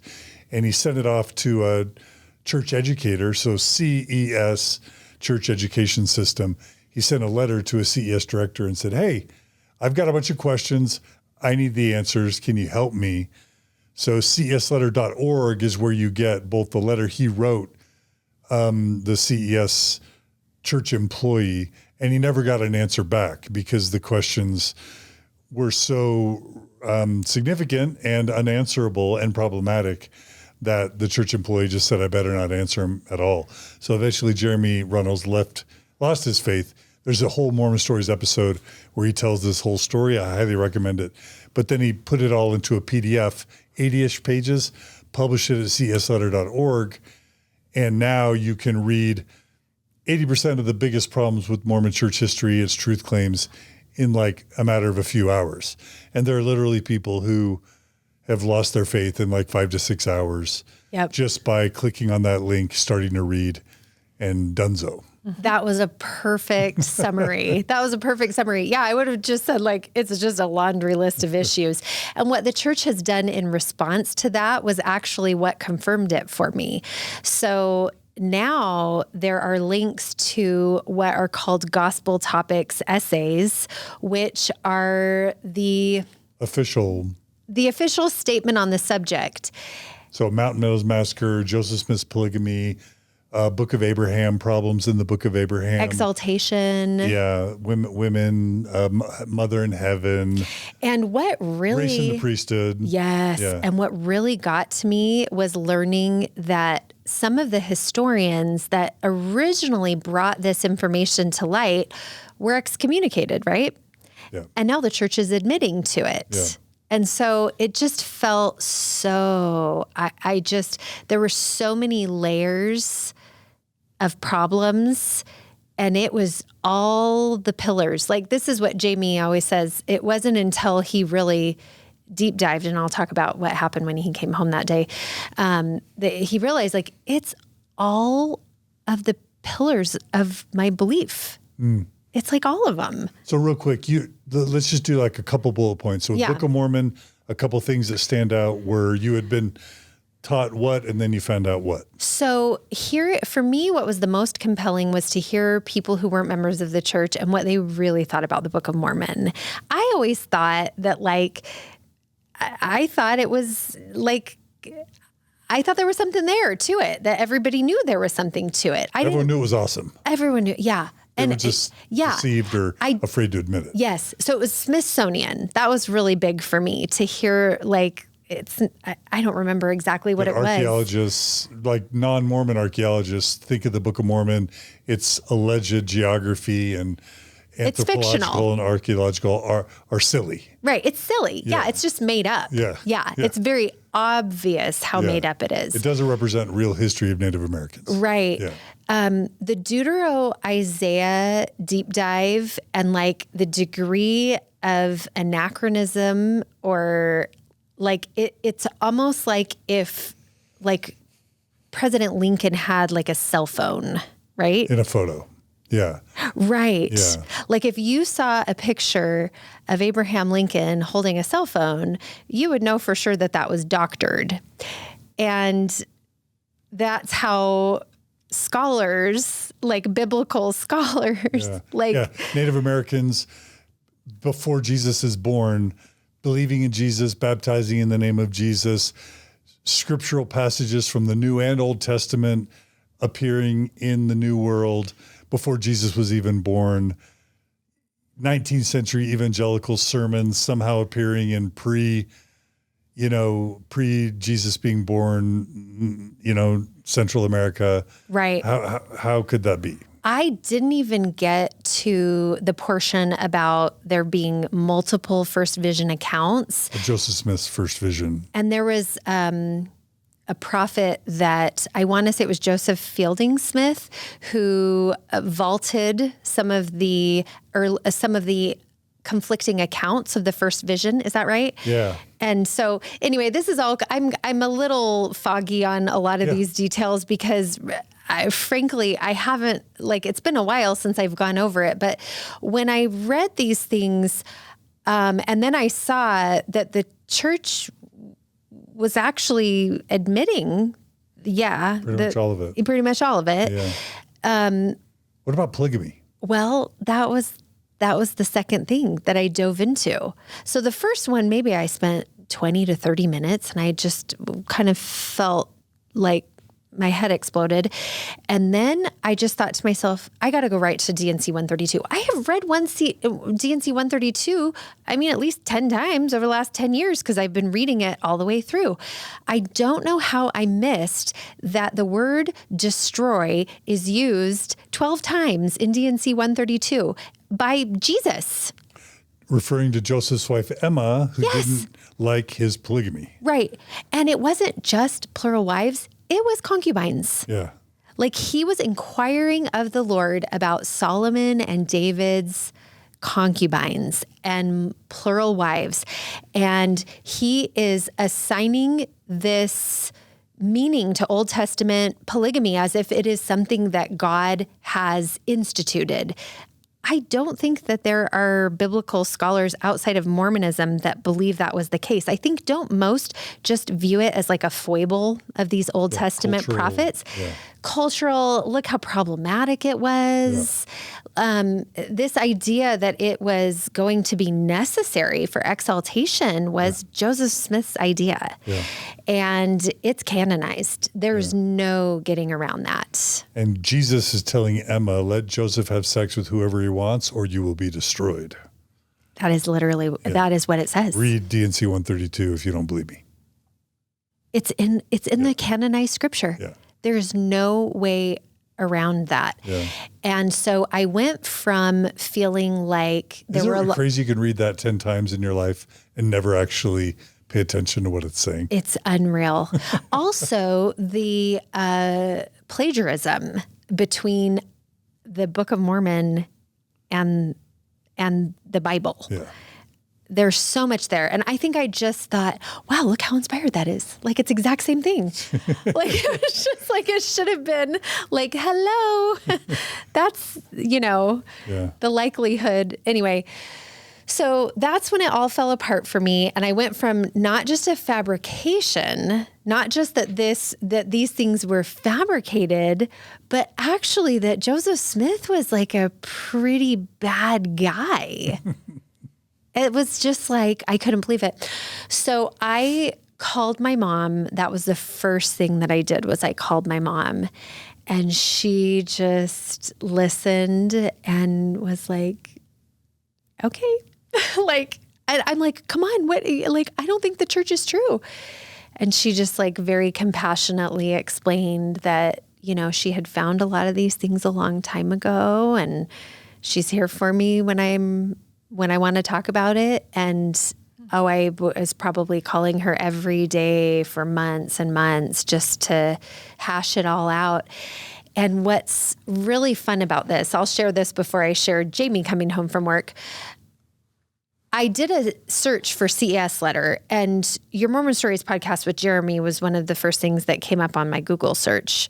And so I started listening to that, and I thought that was, finding Mormon Stories podcast when you are like in the depths of despair, that like your whole life as you know it just exploded in front of you. It is like a drink of water on like your thirstiest day. That feels very cliche to say it that way. It was something that I desperately needed in a really desperate moment. The next episode that I found was Donna. Showalter. Oh, uh-huh. Yes. And that was when the impacts became apparent to me. And when I listened to her speak about what she described as the carnage that was the result of the 2015 policy that did not allow for children of LGBTQ people to be baptized or serve missions, there was apparently like an uptick in unaliving during that time. And as a result of this messaging that the church is giving to its LGBTQ members. And as I listened to her talk about that, that's when I really started to consider all the people that have been negatively impacted. I just happened to be white, cisgender, straight person. Still a woman, though. That's true. I wouldn't unpack that for a few years. Literally, after my deconstruction, it would take years to unpack that. There was a woman that was making TikTok content kind of at the beginnings of all of that. And she didn't stay on very long. She was a Caribbean woman from Black African descent. And she talked about what it was like growing up as a member of the church, as a Black woman, a child, believing that she would be more fair the more obedient that she was. And she believed her skin would turn whiter. That her skin would turn whiter. Yeah. The more righteous she was. And she gave the most heart-wrenching presentation video about coming out of her baptism and thinking that she was going to be white. Yeah. And I was like, I don't know how I didn't know about that. I mean, hearing members talk about how their parent had to sit outside of priesthood meeting because it wasn't just the priesthood even.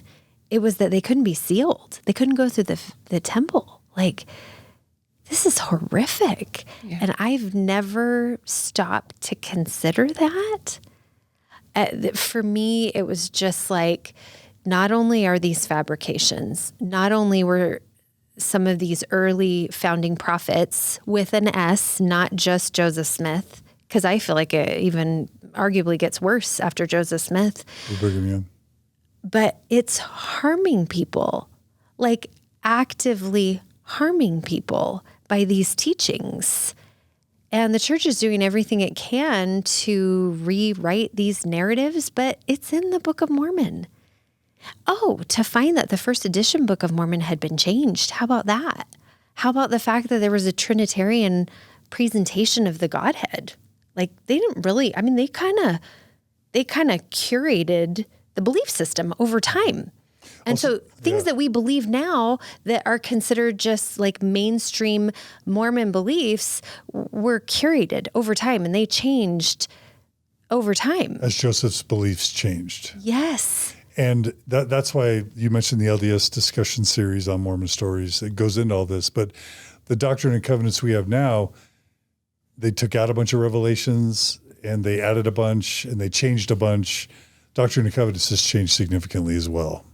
Yeah, that's a great point. Most people don't know that. Yeah. I don't think most members know that. And that is the drive behind correlated materials. Yeah. When I was teaching Relief Society, that was really pushed on us. please stick to the correlated materials. Don't share your own stuff. Don't go searching for stuff on the internet. Just share correlated materials. And this is also the reason that I think there's such an uprising from Gen Xers, because we were taught our correlated materials from our childhood were very specific about the way that the Book of Mormon came about. And what history has shown us is that that was not the original narrative. In the 80s, I wasn't taught about a seer stone. Were you? No, no.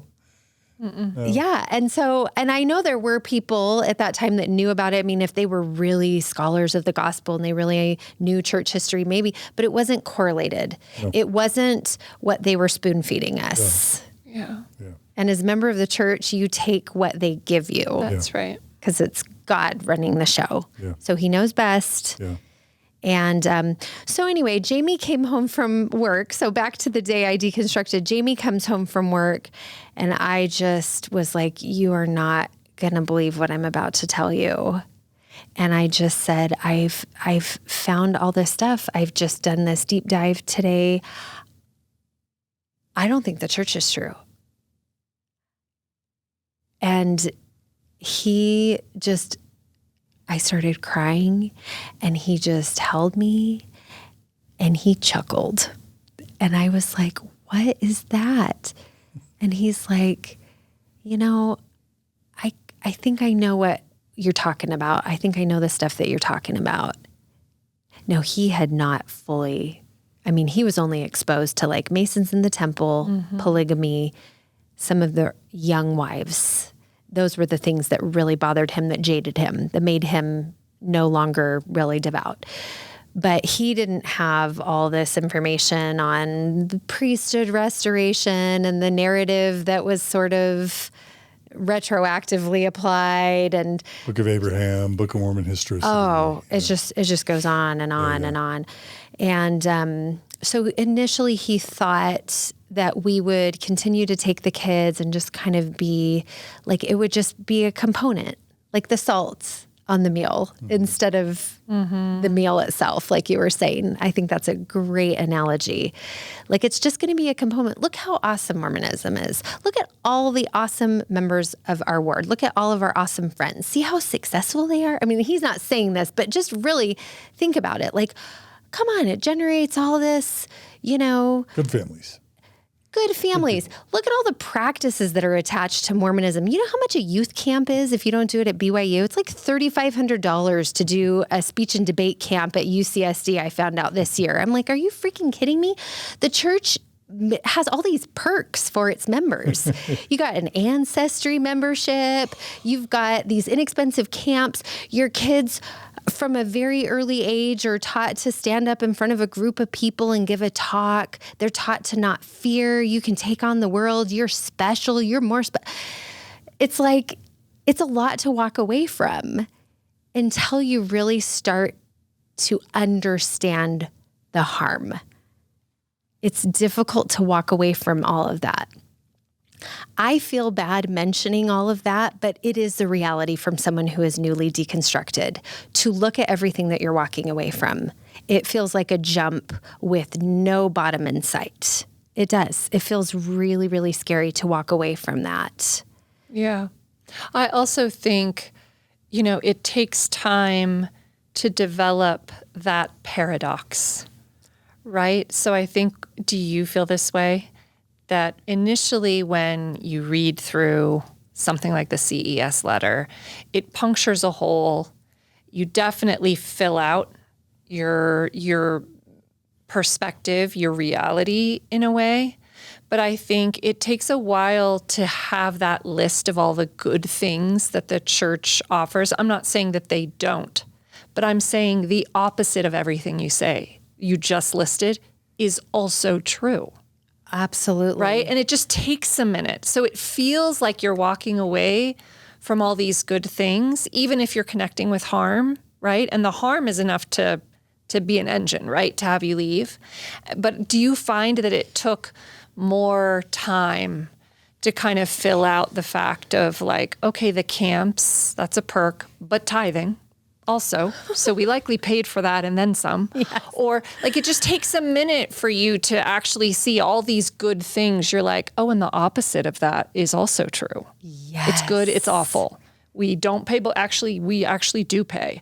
We get all these things for free. And why am I out working hours and hours a week as Relief Society president? You know what I mean? Absolutely. It just takes a second it's almost like for everything to come into full focus. Yes. And that's why that is why you kind of become more nuanced as you walk away from it, because you're able to, first you have all this stuff you want to hold on to. Then you kind of shift into, well, I hate it all. It's all just bad. Like, I can't believe, look how much it's harmed people. It's true. It is true how much it's harmed people. But I feel like the more I unravel it, the more I'm able to hold those polarities, that two things can really be true at once. And I think that's one of the gifts of the faith crisis is learning that two things can be true at once. Right. Multiple things can be true at once. Right. Yeah. And sometimes the good of the church that we tap into correlates heavily with privilege. Oh, the good we experience, right? So you meet. So do you find that too? Absolutely. Yeah. I think that this was really the start to me. I mean, I feel like so I had a liberal education. I went to a Cal State school for my bachelor's. I feel like I had a lot of progressive ideas that probably like didn't fit with everything. Like you think of like Mormon Orthodoxy, you don't think of like a progressive mindset. But there were a number of leaders that I had during my adult life, Relief Society presidents that had a more progressive approach. And I really tried to embody that. And so the idea of privilege was something that I had visited before, but I didn't really unpack it until after my deconstruction. And I really realized that there's this kind of ideal archetype in the church, and that if you're that person, extroverted, you keep the rules, you like the rules. I mean, cisgender, straight, white. I mean, I hate to say that, but it's like coming to terms with that, like you had a good experience because this church was built for you. Yeah. Or married, or from parents who are married, right? Yes. Oh, that's a good point. Yeah. So even in childhood, just that little thing that I had that was off. Yeah. I mean, there's so many healthy families that have divorced. Like there's so many blended families or marriage is still intact that are super toxic for everyone involved, right? Yeah, exactly. Yeah. So I had experienced that. And so that was my chase, right? Yeah. It was my chase for belonging. Right. My chase for acceptance, my chase for being that correct archetype. That's right. Yeah. And so my heart goes out to people that are they're not able to fit into that box, and they're just doing everything they can to bend themselves to fit in that box. So many gay members of the church that are just like, I know the church is true, I just can't live it right now. Or I just want so badly for those to deconstruct or to at least visit these materials. I think, or if you have a child that's LGBTQ, just to go, this has the potential to cause a disruption in our family. Let me just make sure that I know what I believe. Let me see what it is and investigate that. Yeah. So what happened after you told Jamie? What'd y'all decide to do? How did he react to? Yeah, so he was very loving in his reaction. Initially, he told me that he didn't really desire to dig any deeper, and that he liked enough of the cultural aspects of it. Of course, there's so much privilege at that time that he hadn't unpacked, right? So a lot of what we've been talking about here, like you can't see it until you see it. Right. And so he wanted to continue to take the kids to church. And I mean, I'm just sitting here like, just comparing my perspective from last week to where I am today. I'm like, how can I argue with that? Like this is what we signed up for, So I thought, I'll go with you to sacrament meeting. Church had just been bumped down to 2 hours. So I was like, okay, I don't know. I just figured this is just going to be a struggle, but he obviously knew a lot of this stuff before I did, and look how patient he was with me. So I am just going to give him whatever space he needs. That's fine. If you want to keep taking the kids to church. I hadn't unpacked what a division the church is for a family with a part member family. Mm-hmm. I had not begun to unpack that. So I just figured we'd continue. And there's a lot more in between, right? But basically COVID hit. Okay. Oh, right. So 2019, November 5th, 2019 is the date that I deconstruct. And COVID hits mid-March of the following year. And I don't know if this is tied, but I associate the emergence of TikTok and COVID is kind of happening around the same time. Totally. Yeah. Absolutely. Everybody was on their phones, right? Yeah. And you've got this great new app where everybody's dancing. And then one day, one of the TikTok accounts pops up. Ex-Mormon TikTok. Ex-Mormon TikTok. Yeah. I think it was like Madison or Aunt Lydia or someone. And I was just like, whoa, like she's talking about the temple. And I was just like, you have got to be kidding me. Like I just got sucked in for hours just listening to them talk about their temple experiences. So I've got Mormon Stories podcast on during the day, and I've got ex-Mormon TikTok at night. I mean, there really were just a handful of people. Mitch, who does the voices. Yeah, he's been on Mormon Stories. Yeah, Mitch. He would imitate past Mormon prophets. He's so good. Yeah, he does the cutest imitations. And so I got to the point that I was like, I had made a post on Facebook, and I had been asked by some of my local leaders not to post anymore on Facebook. And I think it was coming from your deconstruction, right? It wasn't really even a post. It was actually just a comment on someone else's post. Oh. But I had linked the CES letter, and someone had reported me. And so we had a visit, and it was really, I think it was from a loving place. Like, I feel like this leader was very compassionately looking into our faith crisis and what had compelled us to step away from the church, and wanted to know as a bishop, like, what there was to this, because it was kind of the first of this that he had experienced. And I think that the phone call in from like someone in our stake, maybe it was multiple people, I don't know, that I was sharing anti-Mormon content on the internet, I feel like it was almost coming from a place of protectiveness, like you're about to get like... You're playing with fire. Yeah. Yeah. And so I just thought, well, nobody's on TikTok. I mean, I'm gonna make some videos there. Like, I think it'll be cathartic to just talk about it. Yeah, maybe like connect with like a few hundred people, maybe. Right. You know, I had no idea. Yeah. I had no idea how many people would be deconstructing during COVID. Yeah. Yeah. And so before I knew it was just thousands.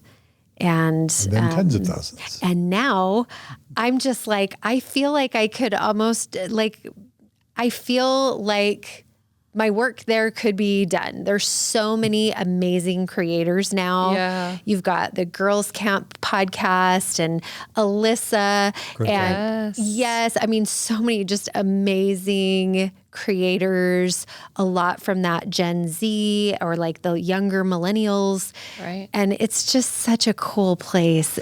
And I don't know. I love it. I feel like there's something for everyone in the deconstruction space. You've got your humor. You've got people making videos that are making fun of things that harmed them. You Educational. You've got educational. Stories. You've got Julia, who's just very like historically based. Yep. And I feel like even active members of the church can like learn from Julia's content, analyzing Mormonism.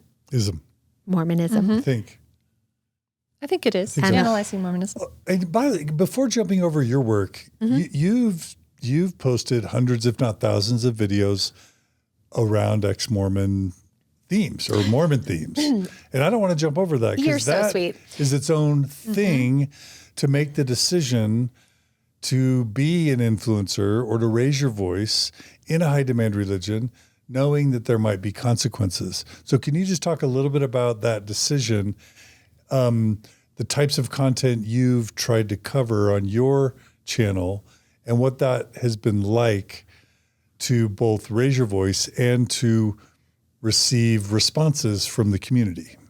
Yes. Before I do that though, do either of you remember it's a concept that the more you learn, the less you know. Yeah. What do you remember that's called? It's like something with a D. I can't remember. Anyway, but that's what happened to me. I started posting about like Mormon history. And what I realized is that there's just a lot there. And the more I learn, the more I realize like people have dedicated their whole lives to learning and understanding Mormon history.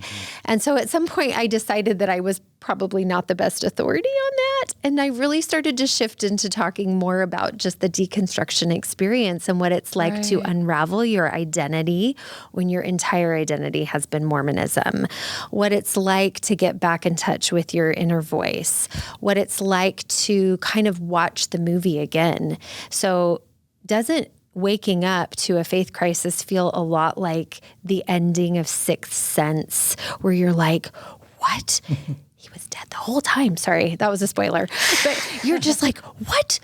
We got to go back through this. We got to watch this whole thing again. Even the stories of my ancestors, I need to read them again from the perspective that I have now.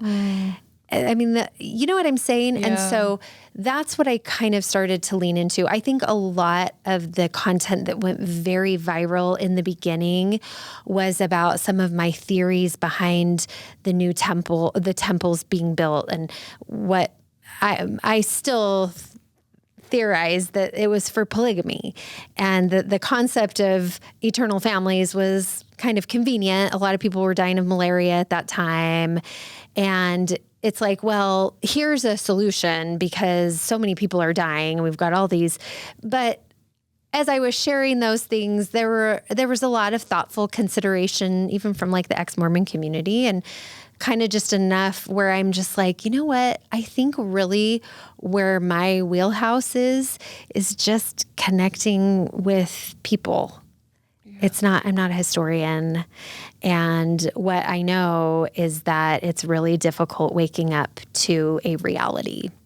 And there are so many parallels for people. They wake up to a faith crisis, and they also wake up to being neurodivergent, or they wake up to their sexuality for the first time in their life. And there's so many things. They wake up to the reality that, like, when people start to deconstruct that the church is like a narcissistic organization, it has many of the same features as a narcissistic relationship. Or a family system. Or a toxic family system, or would it be called like a high demand family system or a narcissistic family system? Or enmeshed. Yes, enmeshment. Yes. Then they start to wake up to problems in their relationships.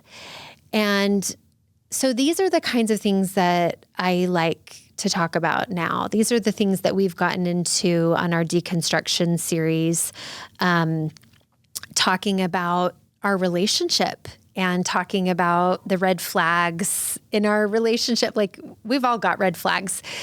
Really, the key is, are you willing and able to recognize them? You know, these things are kind of determine where your relationships are going to go after your deconstruction. Are you and your partner willing to look at some of the harmful elements of your programming, the ways that you've been programmed to think and interact with each other, roles. Have we chosen the roles in our family? Are those roles that have been assigned to us by our culture and the expectations of our culture? Just diving into all of that. And a lot of it is connecting with resources, teachers, deconstruction spaces like Mormon Stories podcast, but also like Esther Perel talking about boundaries within relationships, finding out what codependence looks like. There's just what it does. The deconstruction for me was like just the opportunity to step outside of the box.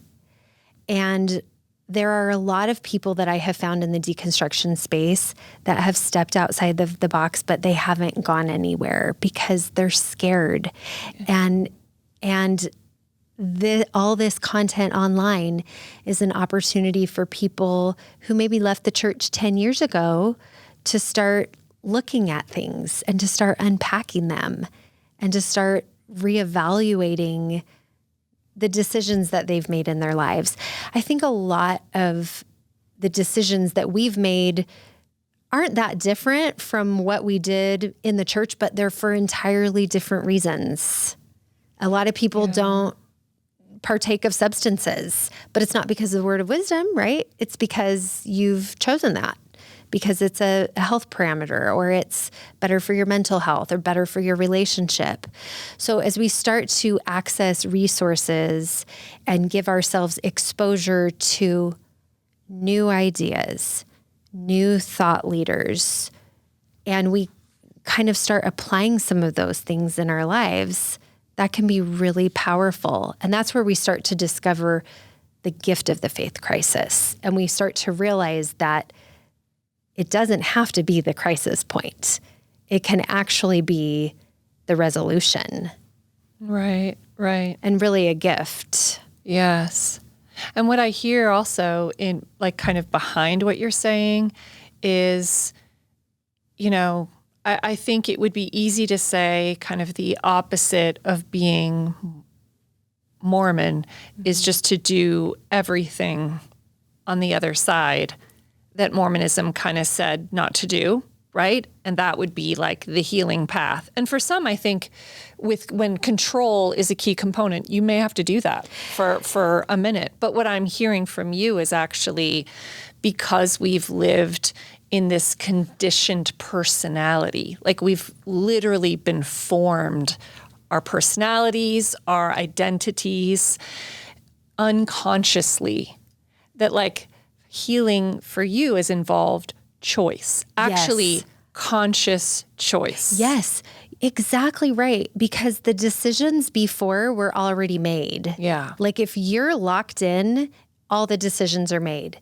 This is why deconstruction is so hard, because now you got to conscientiously decide what you're going to do, what you're going to do with your marriage, what you're going to do. I mean, and it can be messy, don't you think? Yeah, absolutely. There's a lot of messiness. And I just think, like, don't make any big drastic decisions right after your deconstruction. Yeah. I think we just have to be careful with, I just think it's so tricky because it's like, you need exposure. You need to explore. How do you do that? I'm going to tell you, within the realm of deconstruction in terms of your sexual relationship or just sexuality in general, even with self, there's a lot that can be done within your marriage. Mm-hmm. Like there's a lot that you can do together to explore that without like opening your marriage, or like there's a lot you can do to blow up your life. Right. I don't want to like sugarcoat that. Don't you think? Yeah. And so I think that it's really tricky, isn't it? Because you need that exposure, you need the experiences, the life experiences, but it's like, how do we do that without blowing our lives up? Right. You know? Right. So it's like the risk. Yeah. The kind of the risk assessment. For me, if I were going to describe, like I've always liked this visual of, transition, what it feels like oftentimes is like, those snow globes. It's like when you shake up the snow globes. Yes. But the snow are like pieces of you and your life. And it's like they're everywhere. And it just takes a minute to let some of it settle. Yes. Like let some of it, like you work through, you grieve, maybe you reframe, maybe you let it completely go. Maybe you know what I mean? Yes. But like, that's what it can feel like. And so in that state, it's like, just take a little care. Like, yes. Just take care of yourself. So if we were going to ask you about this second theme that you identified, how your faith transition, or however you would talk about that, saved your relationships, how so? I feel like I'm able to just see my people for like who they are. And I wish that didn't sound so cliche, because I have, we've all heard that before. Just love people for who they are. But really, truly, to love them for who they are and just see them for who they are and not try to change them. Like, just to celebrate the things. And as a parent, you may not entirely agree with everything that your child is doing, but to understand the boundaries of a healthy relationship, or to know that that person is learning through their autonomy, and to be able to look at the people that I love and really just celebrate the experience of their life journey and what they have chosen. Yeah. That's probably... It kind of reminds me of connection over control a little bit, right? Letting go of the control aspect and leaning into like, how do I connect with you? How do I know you? How do I love you as you are? Yeah. Yes, because we no longer have this system telling us this is the one right way. Right. So anyone who isn't doing this, whether it's because they're ordering coffee, decaf at breakfast, or because they don't want to participate in the Nauvoo Project at the temple, like, we don't have to constantly be holding everyone to this caliber, because I think we can continue to do that even in the deconstruction space. There's a lot of criticism, a lot of, new orthodoxies. Yes, yes, new expectations, new, there really is there really is a lot of that in the deconstruction space, which is predictable. Look at where we came from. That's right.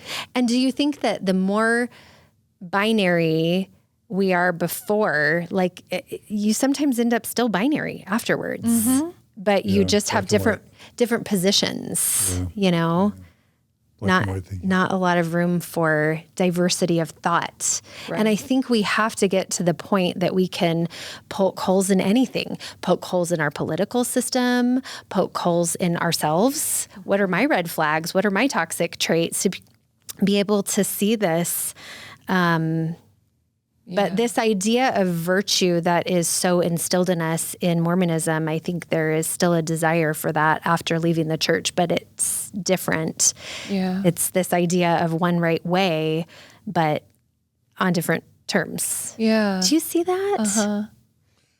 How would you say what are some other ways you feel like it saved your marriage or improved your marriage? Oh, yes. Okay. So being able to see my husband, I had, I was kind of wondering if I would mention this, but I'm not sure if I would, but I did do after my deconstruction, and I don't think everyone should do this. I think you have to be really careful with it. And I think you have to, maybe be considerate of some of the, potential dangers, but I did do a small dose of psychedelic for a healing journey after my deconstruction. And when I had that experience, brought a lot of things into focus for me. And I don't think that it is necessarily that for everyone, but that's where my brain took it. It was very healing for me. It was psilocybin that I used, and I did it under a controlled environment with someone that was there watching, and it was beautiful. And what I saw during that experience that changed my relationship with Jamie is that when he came in to where I was laying, I felt like this calm, loving, comforting presence walk into the room. And I was like, what is this? And it was almost just like I was viewing him as a soul. Like, I don't know how else to describe it. And I know that sounds very Mormon. Versus a cog in a system, right? Cog in a machine, right? A soul. Yeah. Yes. I saw him as just like who his essence is. Yeah. And that's what I meant when I was saying I'm able to see people for who they are. Like, I may not like things that he does from time to time. He certainly feels the same way about me from time to time. But if you can see someone just for who they are at their core, like, we've all got baggage. We've all had difficult childhoods to some degree for one reason or another. Nobody's life is perfect, that compel us to have shortcomings.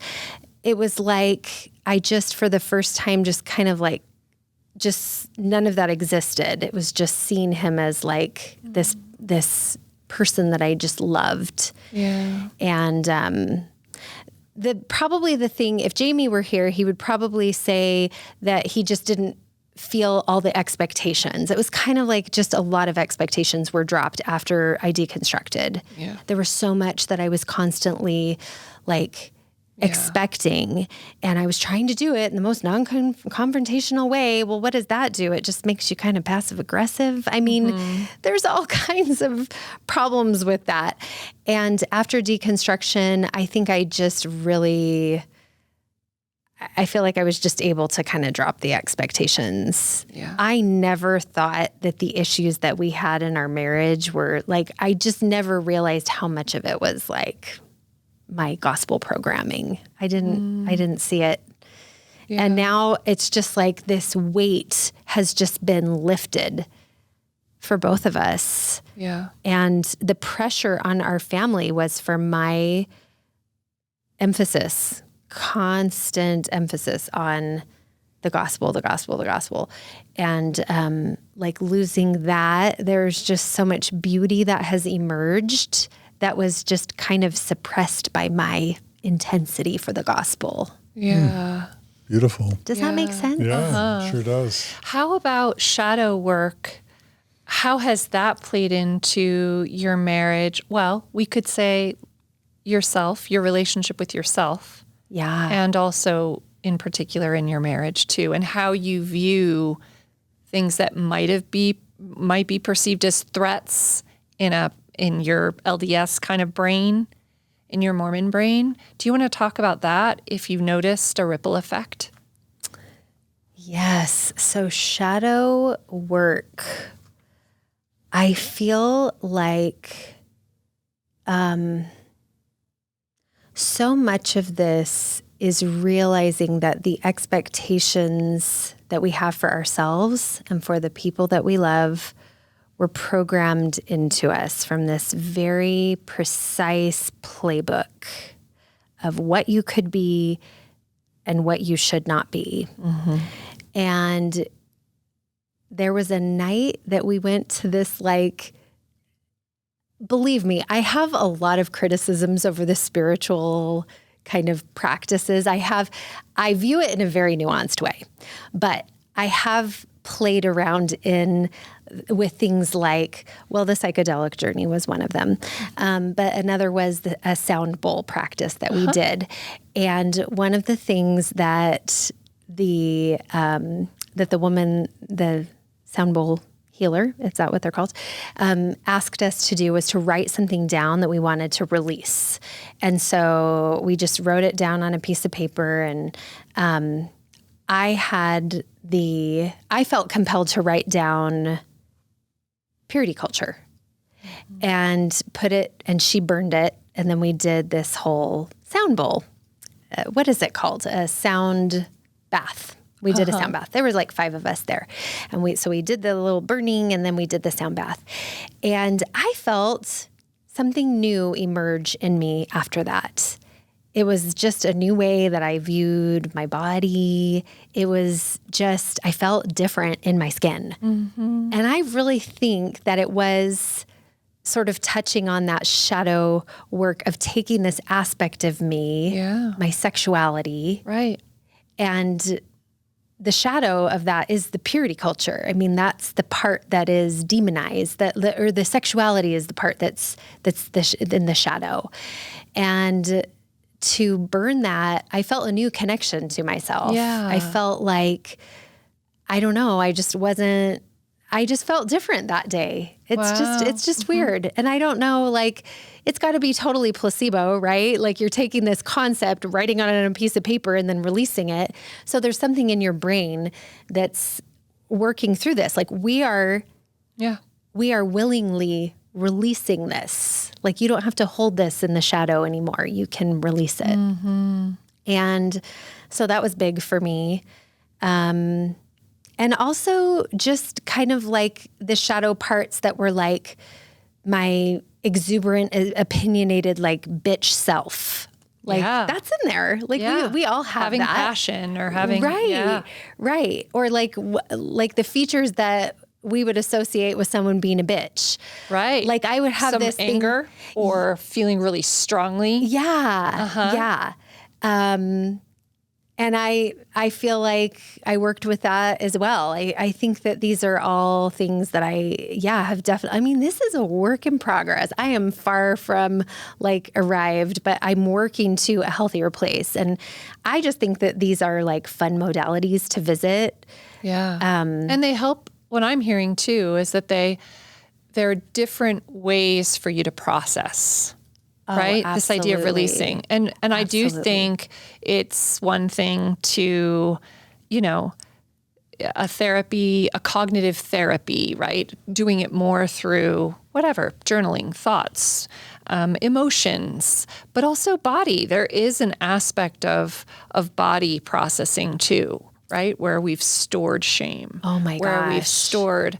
And so that's kind of what I'm hearing when you are mentioning like a sound bath, or it's all kind of reflecting and trying to process, trying to let go and release things. Yeah. And I know you know so much about this, Margie, but probably the most impactful thing that I have visited through this healing process is sensory awareness and learning that I can get in touch with how my body feels in any given emotion. Yeah. And that has been huge for both Jamie and me. Yeah. Learning. In fact, I feel like Jamie's done a total 180 on his like perpetual state of anxiety. He was just always in a state of anxiety. And I did some sensory work with him and just helping him identify like where that sits in his body, what it looks like, where he's felt it before, what was a time like early on, what's the first time he remembers feeling that in his body. That has been huge for this process. Mm-hmm. Just learning to get sensory awareness is probably one of the greatest, I think, coaching tools to help people get back in touch with their body. Right. Because you've been so disconnected for so long. Yeah. Also integration work. So taking two conflicting things and talking about, bringing them together.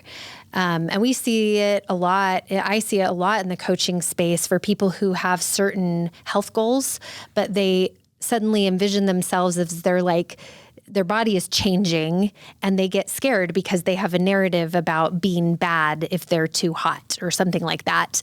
And so they've got this conflict that's happening. And so integration becomes really important for that. And I think for women who were raised in a church system, sometimes dumbing ourselves down, playing small, wearing clothes that are not going to show your body, or there's sort of a fear of expressing yourself because you don't want to get yourself into trouble, especially if you're someone that has a background anything like mine. If you've ever sat in that bishopric chair, you're like, that is never going, or the bishop's chair, that's never going to happen again. I'm never going to let that happen again. And so these kind of conflicts can happen within ourselves. And so sensory awareness, integration, shadow work, these have all been really powerful healing modalities for me. And the psychedelics were too. But I do say, be cautious. Therapy is one. Another is that I think is arguably more powerful than anything, which is just connection with others who have gone through the life events that you've been through. And so that's kind of the way I view like the online deconstruction space. Yeah. It's like someone said the other day, we deconstruct loudly so you don't have to in silence. Nice. Like that is so it. Yeah, I like that. And that's what you guys have provided. So after I deconstructed, I called my mom and I shared with her the Mormon Stories podcast. And that has been life-changing for her because it was 27 years from the time that she started to find this stuff until she could actually listen to people who were talking about this experience. Oh, wow. She said, I used to look around in sacrament meeting and think, nobody here knows any of this. Like, it's just mind-blowing. Like, you have this, it's like finding something out about someone that you love, like something that they've been hiding, but nobody else knows. And you have to keep it to yourself because no one wants to hear it. And she went for so many years that way. And she just loves the podcast. She's always listening to Mormon Stories podcast. Hi, Alicia's mom. Gloria. Hi, Gloria. Hi, Gloria. That's right. And it's been such a gift. Okay, here's the other thing I want to say. If you are deconstructing right now and you are the first, you're kind of a pioneer. Mm-hmm. And so there will be people that are going to join you and they will talk to you about it if they're aware of your situation. So that's one of the benefits of sharing it. It's kind of like coming out of the closet. I don't think that you have to. I think you get to decide how you're going to do that. Choice. Everybody gets to decide how they're going to deconstruct. Yeah. And so you don't have to share, but if you do, there will be others and there will be surprises. There will be a lot of surprises. Isn't it crazy how many People surprises there are? who maybe you don't believe or who are out that you didn't know. That and people that you would have never imagined, like could have never guessed. And it'll happen. It's happening. I mean, it's... Oh, after you, other people will start to doubt or leave that you would have thought absolutely never would have. Absolutely. Yeah. And now you're going to be a safe place for them. Yeah. So I just think the more time goes on, the more and more people are deconstructing. Right now, to me, it feels like there's a mass exodus from the church. Mm-hmm. And I know not everyone feels that way, but from what I see in my home, like I do. I think that a lot of people are waking up. And it's not just the Mormon church. It's a lot of Christian churches in 2024. Yeah. So looking at your outline, I just want to give you a chance to make sure there's anything else you want to say about a certain items. You have this idea that the construct of sin is not compatible now with the loving, conscious Father in heaven. Did you already address everything you wanted to say about that? Yeah, that was kind of during that prayer when I was like, I was diving into all this spirituality, still Mormon, trying to make it all fit together. And it just didn't really seem to fit because this idea of like a father who's like, you cannot come into my house if you are drinking coffee. Yeah. Does that sound like the kind of God that you always thought? I mean, I always thought of Heavenly Father as being like this very loving, conscious, and that's not a description of a conscious parent. That's a description of like a toxic, controlling parent. So it didn't fit. Just making sure. Yeah. Did you talk about what the musical Wicked meant to you? I didn't talk about that. For those who are Broadway fans or for those who are looking for a good metaphor or a good theatrical experience to help them feel, Wicked was important to me in my faith deconstruction, so I would love to hear you articulate. Oh, I love that it was important to you. It has been so huge, and the movie's coming out, and I'm so excited about the cast. Yeah, so it's good timing. Oh, it's great timing. Okay, so after I said that little prayer and said, Heavenly Father, can you help me understand the construct of sin because it does not make sense to me? I immediately felt the reply, do you really want to know? Yes. To which I responded, yes. After a pause, after a really serious consideration, I had some work to do in New York. And so I took my daughter with me and we went to the show Wicked. And I know that at that time I was still really a believer because I was questioning my daughter about whether or not she was wearing her garments. Lovingly, of course. I was just like, I just want to bear my testimony about the garments. So I was still really believing at that time. It's not like I was, going around with bare shoulders, heaven forbid.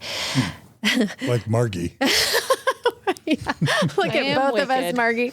Wicked and dark. Oh my gosh. I mean, I'm seeing your shoulders It's too. fine. So it's both of, it's really both of you. Oh, it really is. It really is. So I took my daughter to this show, Wicked, which was probably the 4th or 5th time I had seen it live. And the moment that Elphaba came out onto the stage, the Wicked Witch of the West, seeing her in her young state, she comes onto the stage and she drops her suitcase and everybody's clapping because most people know what Wicked is about. It's about the Wizard of Oz and it's the true story of the Wicked Witch of the West and how she became wicked. Really, it was all a misunderstanding. The whole world thinks that she's this awful, awful person, but the reality is that she just saw behind the curtain and nobody else did. And she saw the pain being caused by marginal groups like the Flying Monkeys. And she wanted to advocate for those who are marginalized and suffering as a result. I got to go back and see the show. Man, I really got to go back and see it now that I've deconstructed. I thought about LGBT people and doubters as the animals, because the animals used to have a voice in the land of Oz, and then they lost their voice because the wizard had targeted them. And so I thought, when I was going through my faith crisis, I thought about intellectuals, gays, feminists, LGBT people as the animals who lost their voice. Anyway, keep going. And Elphaba felt sympathy for them because the wizard targeted them as the enemy. And there's an implied people of color. I mean, for Elphaba sure. is green. Yeah. I'm sorry. I forgot that. Yeah. How is this story not literally written about a Mormon apostate it is. or Christian apostate, any kind of apostate, right? It really feels that way. Well, at this point, the last time I saw the show, I hadn't deconstructed any of this. I was still a believer, but I'd had that prayer. Yeah. And so it almost feels like it was the first part of that deconstruction where I saw her and I just came totally emotionally unglued. I mean, I was just bawling watching her up there like people just don't understand. They just don't get it. Like her story, to see it from her perspective, it makes all the sense in the world. And the fact that she was villainized, it's just, it's so obvious. And looking back on that now, I wonder if there was a part of myself that realized that she was telling my story and I just didn't know it yet. Like she's telling the story of the wicked apostate. Yeah. And I didn't know why I was so tearful during that whole show. I mean, the whole remainder of the show, I was just in pieces. And then that was on Saturday evening, I want to say. And I think it was a Tuesday that I found the CES letter. Right before. Okay. They were just days apart. So I really need to go back and revisit the show because there's so many symbols. There's the wizard. There's, just the whole story as it unfolds. It's just very cathartic to think about it now. So I can't wait to see the movie. Yeah, but also as Elphaba raises her voice, she gains her power. And then she's demonized by the community for telling the truth and for sticking up for those who are marginalized. Yeah. But she becomes her full empowered self. In the church, we're kind of like, we have this idea that things are really fair and that they always work out. If you do the formula, you're going to get what you put in. Like you're going to get you're going to have eternal life. One of the difficult parts of deconstructing is realizing that it's going to be, at some point you get to where you're like, it's going to be impossible. It's going to be super hard either way. I'm either going to have... Pick your hard. I'm either going to I'm going to lose people, but I'm also going to gain the most profound connections that I've ever had in my life, because it's going to be the first time that you've lived as yourself. Yeah. Like discovering yourself and then being able to meet people as yourself is really powerful. So it's going to be difficult. There's not like an easy resolution for it. Sometimes we just have to live with the reality that, there's spaces now that I show up that people don't want me there. Not to play a pity party. I know you guys know that better than anyone probably in this space. It's really difficult showing up at events where people don't want you there. Do you know what I'm talking about? Absolutely. Yeah. So that's really tough, really tough. But would I exchange the value of the relationships that I have now to have that back? Just to kind of be like in good favor with everyone. Like I'm a people pleaser. I don't like it when people are mad at me. Yeah. But people hate me now.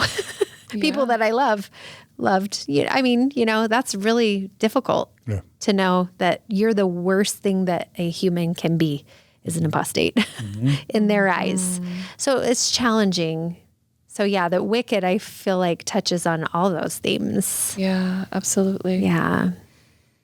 It also makes you stronger when you learn to not care about the voices of the people that don't really care about you. Yeah. It also strengthens you because you're no longer vulnerable or catering to their opinions of you, which is a blessing. It's a blessing. I always say #blessing. It's a #blessing just because the word blessing kind of insinuates this father who blesses some people, but not others. So #blessing. But doesn't it help to have a support system of some kind? Oh, yeah. So we say that. We say, oh, it's so nice to live authentically. But if I'm talking to someone who's 18 and they're the only one in their family that's deconstructed, those words may not be as helpful. Because if they don't have any support at home, it might be better for their mental health for them to. Yeah. How do you deal with that? With that kind of complexity. Right. Absolutely. So your first theme was around your identity being Mormon. I'm curious how you would talk about how do you feel like you're rebuilding your identity, first of all, kind of all the time? And what has rebuilding looked like so far? And you mentioned Mormonism as sort of like being a cheat code. I want to hear what you mean by that as you answer Margie's question. So I was going over my outline with Jamie. I was like, is there anything that you can add to this? And he's like, yeah, it's like the church is like your cheat code. And it's going back to that conversation about your decisions are already made. Yeah. You know what's coming. And Jamie's a programmer, so his thinks in terms of So it is like a cheat code, and less decisions, and that feels good. There's a lot in being indoctrinated. Kind of feels good because you're not constantly having to make decisions about everything. A lot of those decisions are already made, and in terms of rebuilding identity, getting back in touch with who I was before a lot of this started. So before that hypnotic meditation that we did in Young Women's to remember the pre-existence and all of that, who was I before that? What did my youthful self like? And I would love to hear that. Well, I feel like the greatest gift that my parents gave me was exposure. There was so much room for questions. And beyond that, just the things that we loved, I love music and I love dancing and that's all the kind of stuff that I just ate up as a little girl. And revisiting that has been very healing. I'm super lucky that I have a partner that loves those things too. So we're next weekend, we're taking our adult kids to a festival with us. And some of our youth from that have also deconstructed are meeting us there, and we're doing this whole festival thing, and with music and it's like a rave, which I would have thought of as so bad, but it's just beautiful. I don't know, just getting dressed up and makeup and the whole outfit and going and listening to music, and we play music all the time in our house. Yeah. I did not mention that Jamie and I danced professionally when we first got married. And so we're kind of going back and revisiting that as well. Love that. Yeah. You're picking up like an earlier self. Yes. As a couple. And Jamie keeps saying, you are who I thought I was marrying right now. Like, this is who I thought I was marrying. Yeah. And then when we got married, it just got serious. Yes. And now, I don't know. I just feel like there's more value for humor. We don't try to, I don't know. We just giving our kids more freedom, like just the way we talk about or think about even like swear words and just, I don't know, just everything is so different now. Yeah. And also there's a lot more room in terms of parenting, I'm trying to help my kids see that mistakes are okay. We've just pushed for so long not to make mistakes. Perfectionism. Yeah. And so that's kind of hardwired from a very early age. And so, but it's been fun to see our youngest kid who hasn't had all the indoctrination and just kind of just viewing, I don't know, just so many of life's experiences through that new lens. Yeah. More curiosity. Curiosity's big. But yeah, building the new identity is exploring exposure. Yes. It doesn't have to be you don't have to blow up your life. You don't have to blow up your marriage. You can incorporate new things. You can try things in a new way. You can also learn to be more autonomous. Mm-hmm. So Esther Perel gives a lot of great detail on what healthy boundaries look like. Just because your partner is feeling a certain way doesn't mean you have to feel that way too.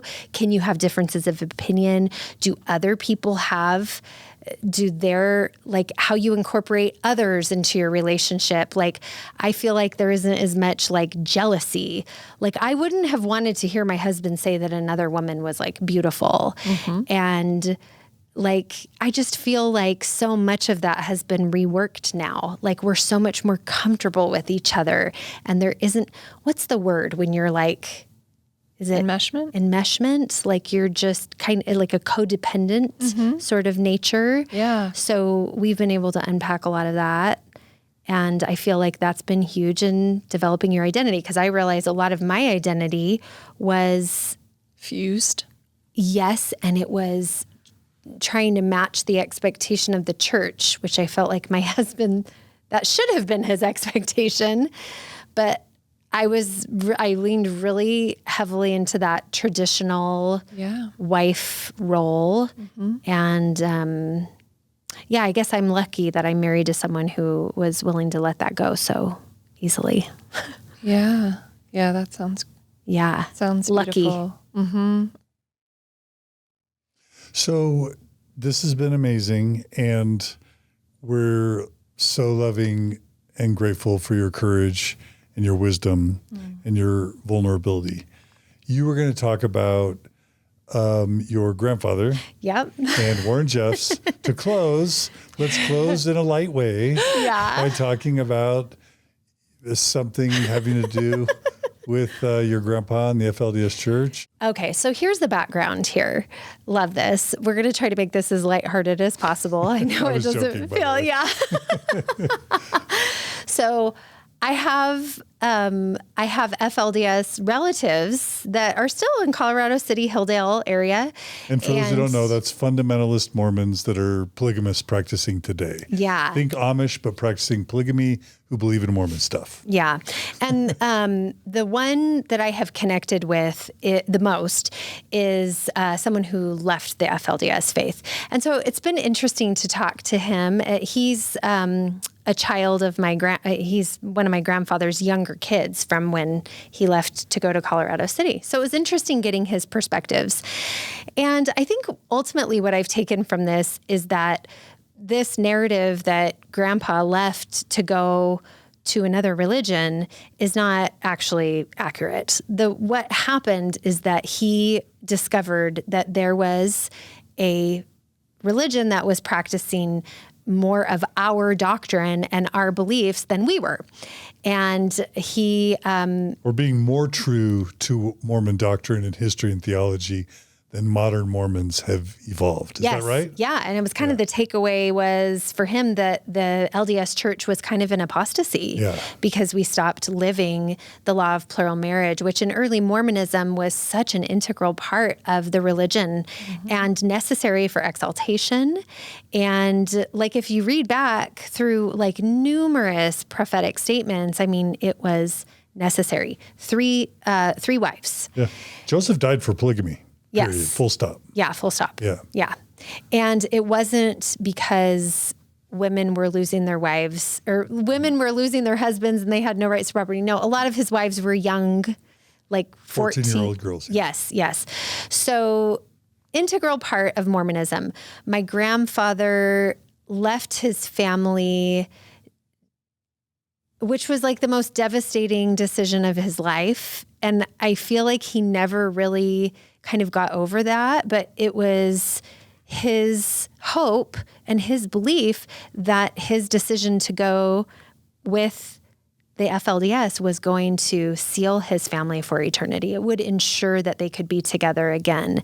And so talking to my uncle, he mentioned that his dad would talk about the kids a lot. And that he would talk about his first wife, even though she didn't follow him. Bless her. Thank you, Grandma Pearl, for not following to Colorado City. I just think about all the opportunities that we would have missed out on. I mean, I want to hold space for my loved ones who have differing beliefs, but that's one that has been really harmful to a lot of people.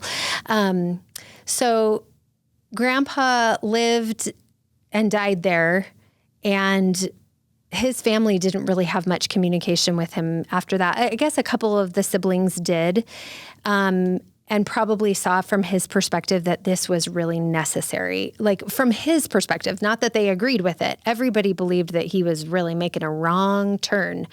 But to him, this was what the scriptures taught. And this was the only way to ensure exaltation for him and his family. That's what the founder of Mormonism taught. Exactly. Yeah. So I did not attend his funeral. He died in 2001. I was at Benchmark bookstores just like a month ago. And Brian Buchanan, who's been here on the podcast. Love him. Yeah, I love him. He started asking me a little about that. And then he asked me, I said, well, yeah. Oh, and here's a fun side note, Brian. Warren Jeffs, the incarcerated prophet of the FLDS Church for child abuse, he actually gave my grandfather's eulogy when he died. And he didn't bat an eye except to just say, do you know what day it was? And I'm like, the day? Yeah, the funeral service. Do you know what day it was? I'm like, well, I can pull up my family search and look. I'm still really into family history, so I've got my family search app on my phone. I pull up the date, and he goes back to his computer, and he kind of waves me over. I go over. He has literally a tape recording of my grandfather's funeral service, including. How did he get that? They keep records of everything. He said this is why it was so easy to convict Warren Jeffs, because they keep record of everything. They record everything. And so he pulls this up for me. Sure enough, Warren Jeffs gives the eulogy during my grandfather's funeral. And there's a point during when he's talking that he uses the exact same words that were used by one of our family members when we announced that we were leaving the church. For with all the truths you could learn, if you do not have that path to eternal life, as the prophet Brigham Young said, all there is left is death.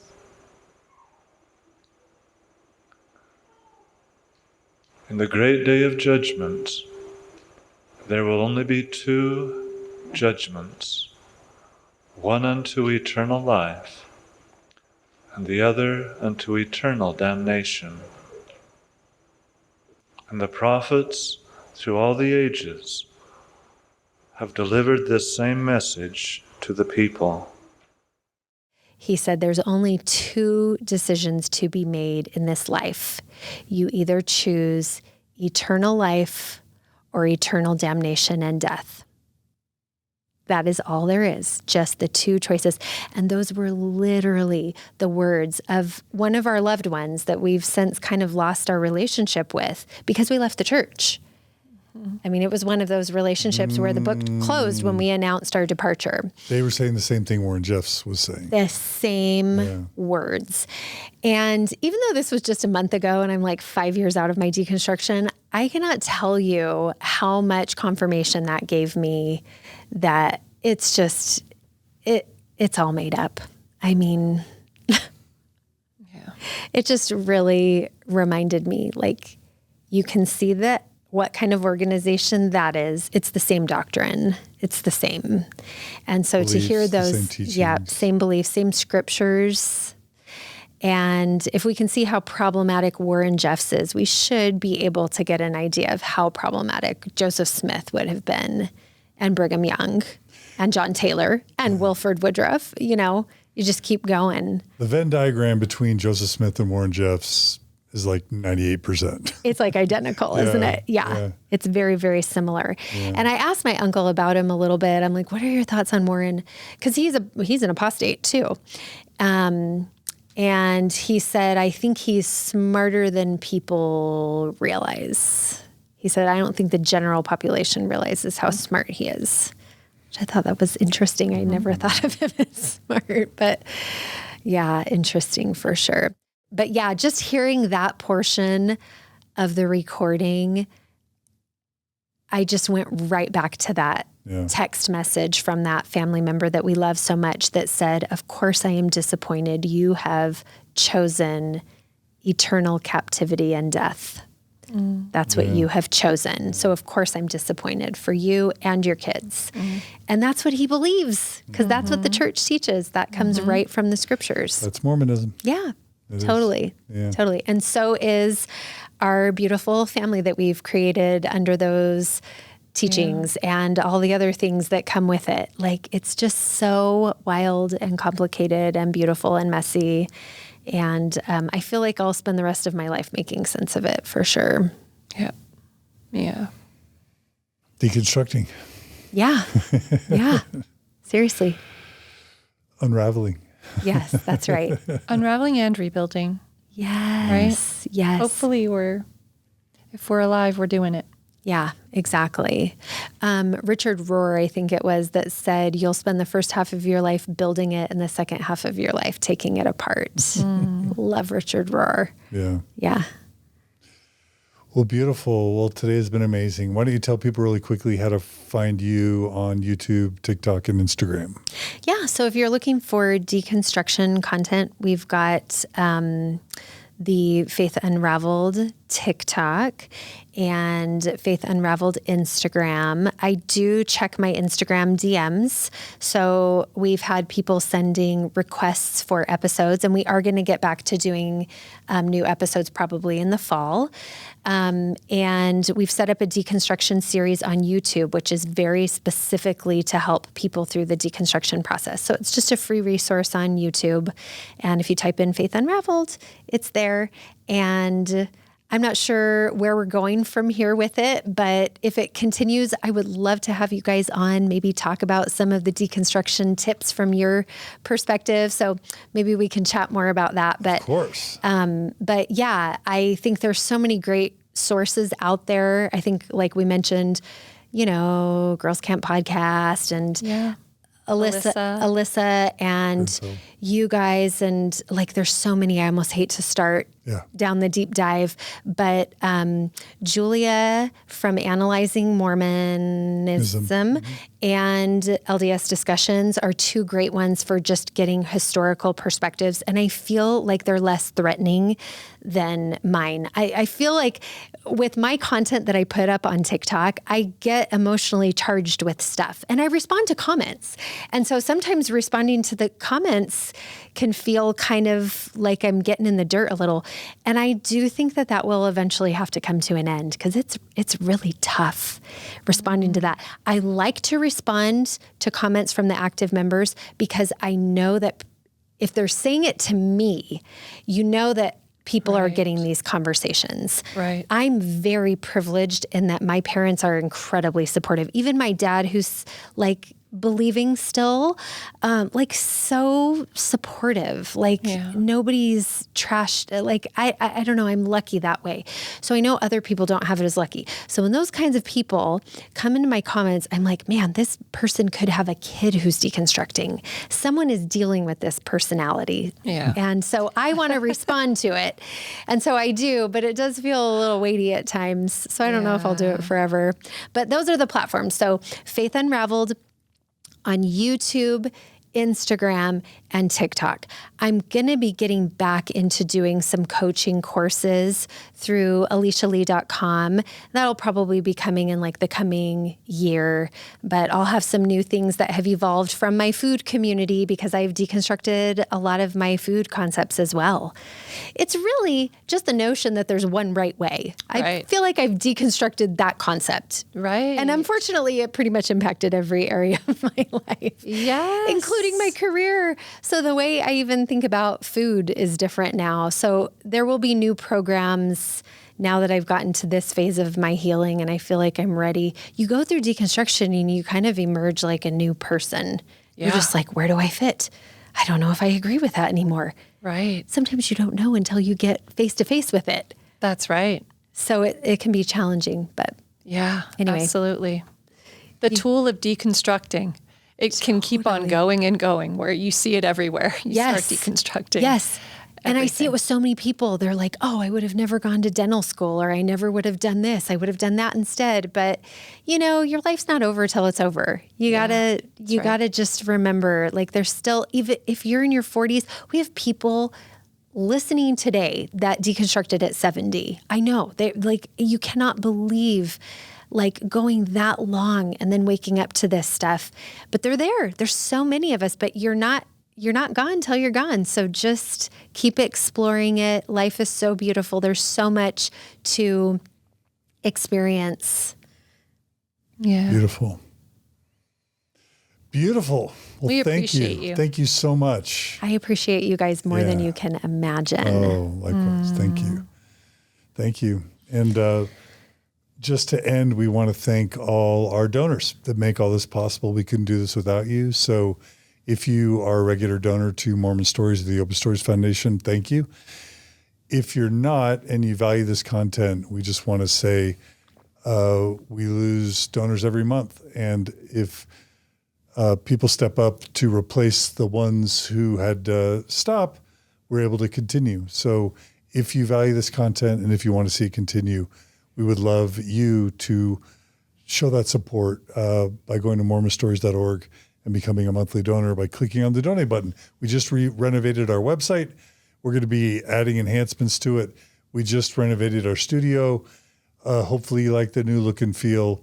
We have lots of cool things we want to do in the weeks, months, and years ahead. We just did an amazing series with Matthew Harris about the priesthood and temple ban. Julie's going to be carrying the torch for LDS discussions. And there's so much more we want to do. So please, thanks for everyone who supports us. Please support us if you can at mormonstories.org. And Margie, thank you so much for being here today. My pleasure. Yeah. Thank you, Elisha. Oh, I loved having you, Margie. I'm so glad we got to sit here, the three of us.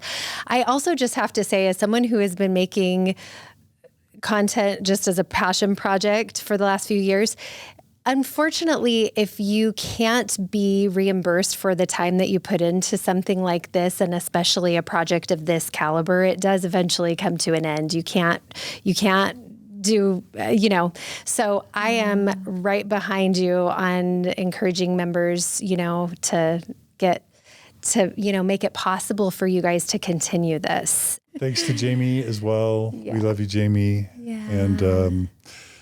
Yeah.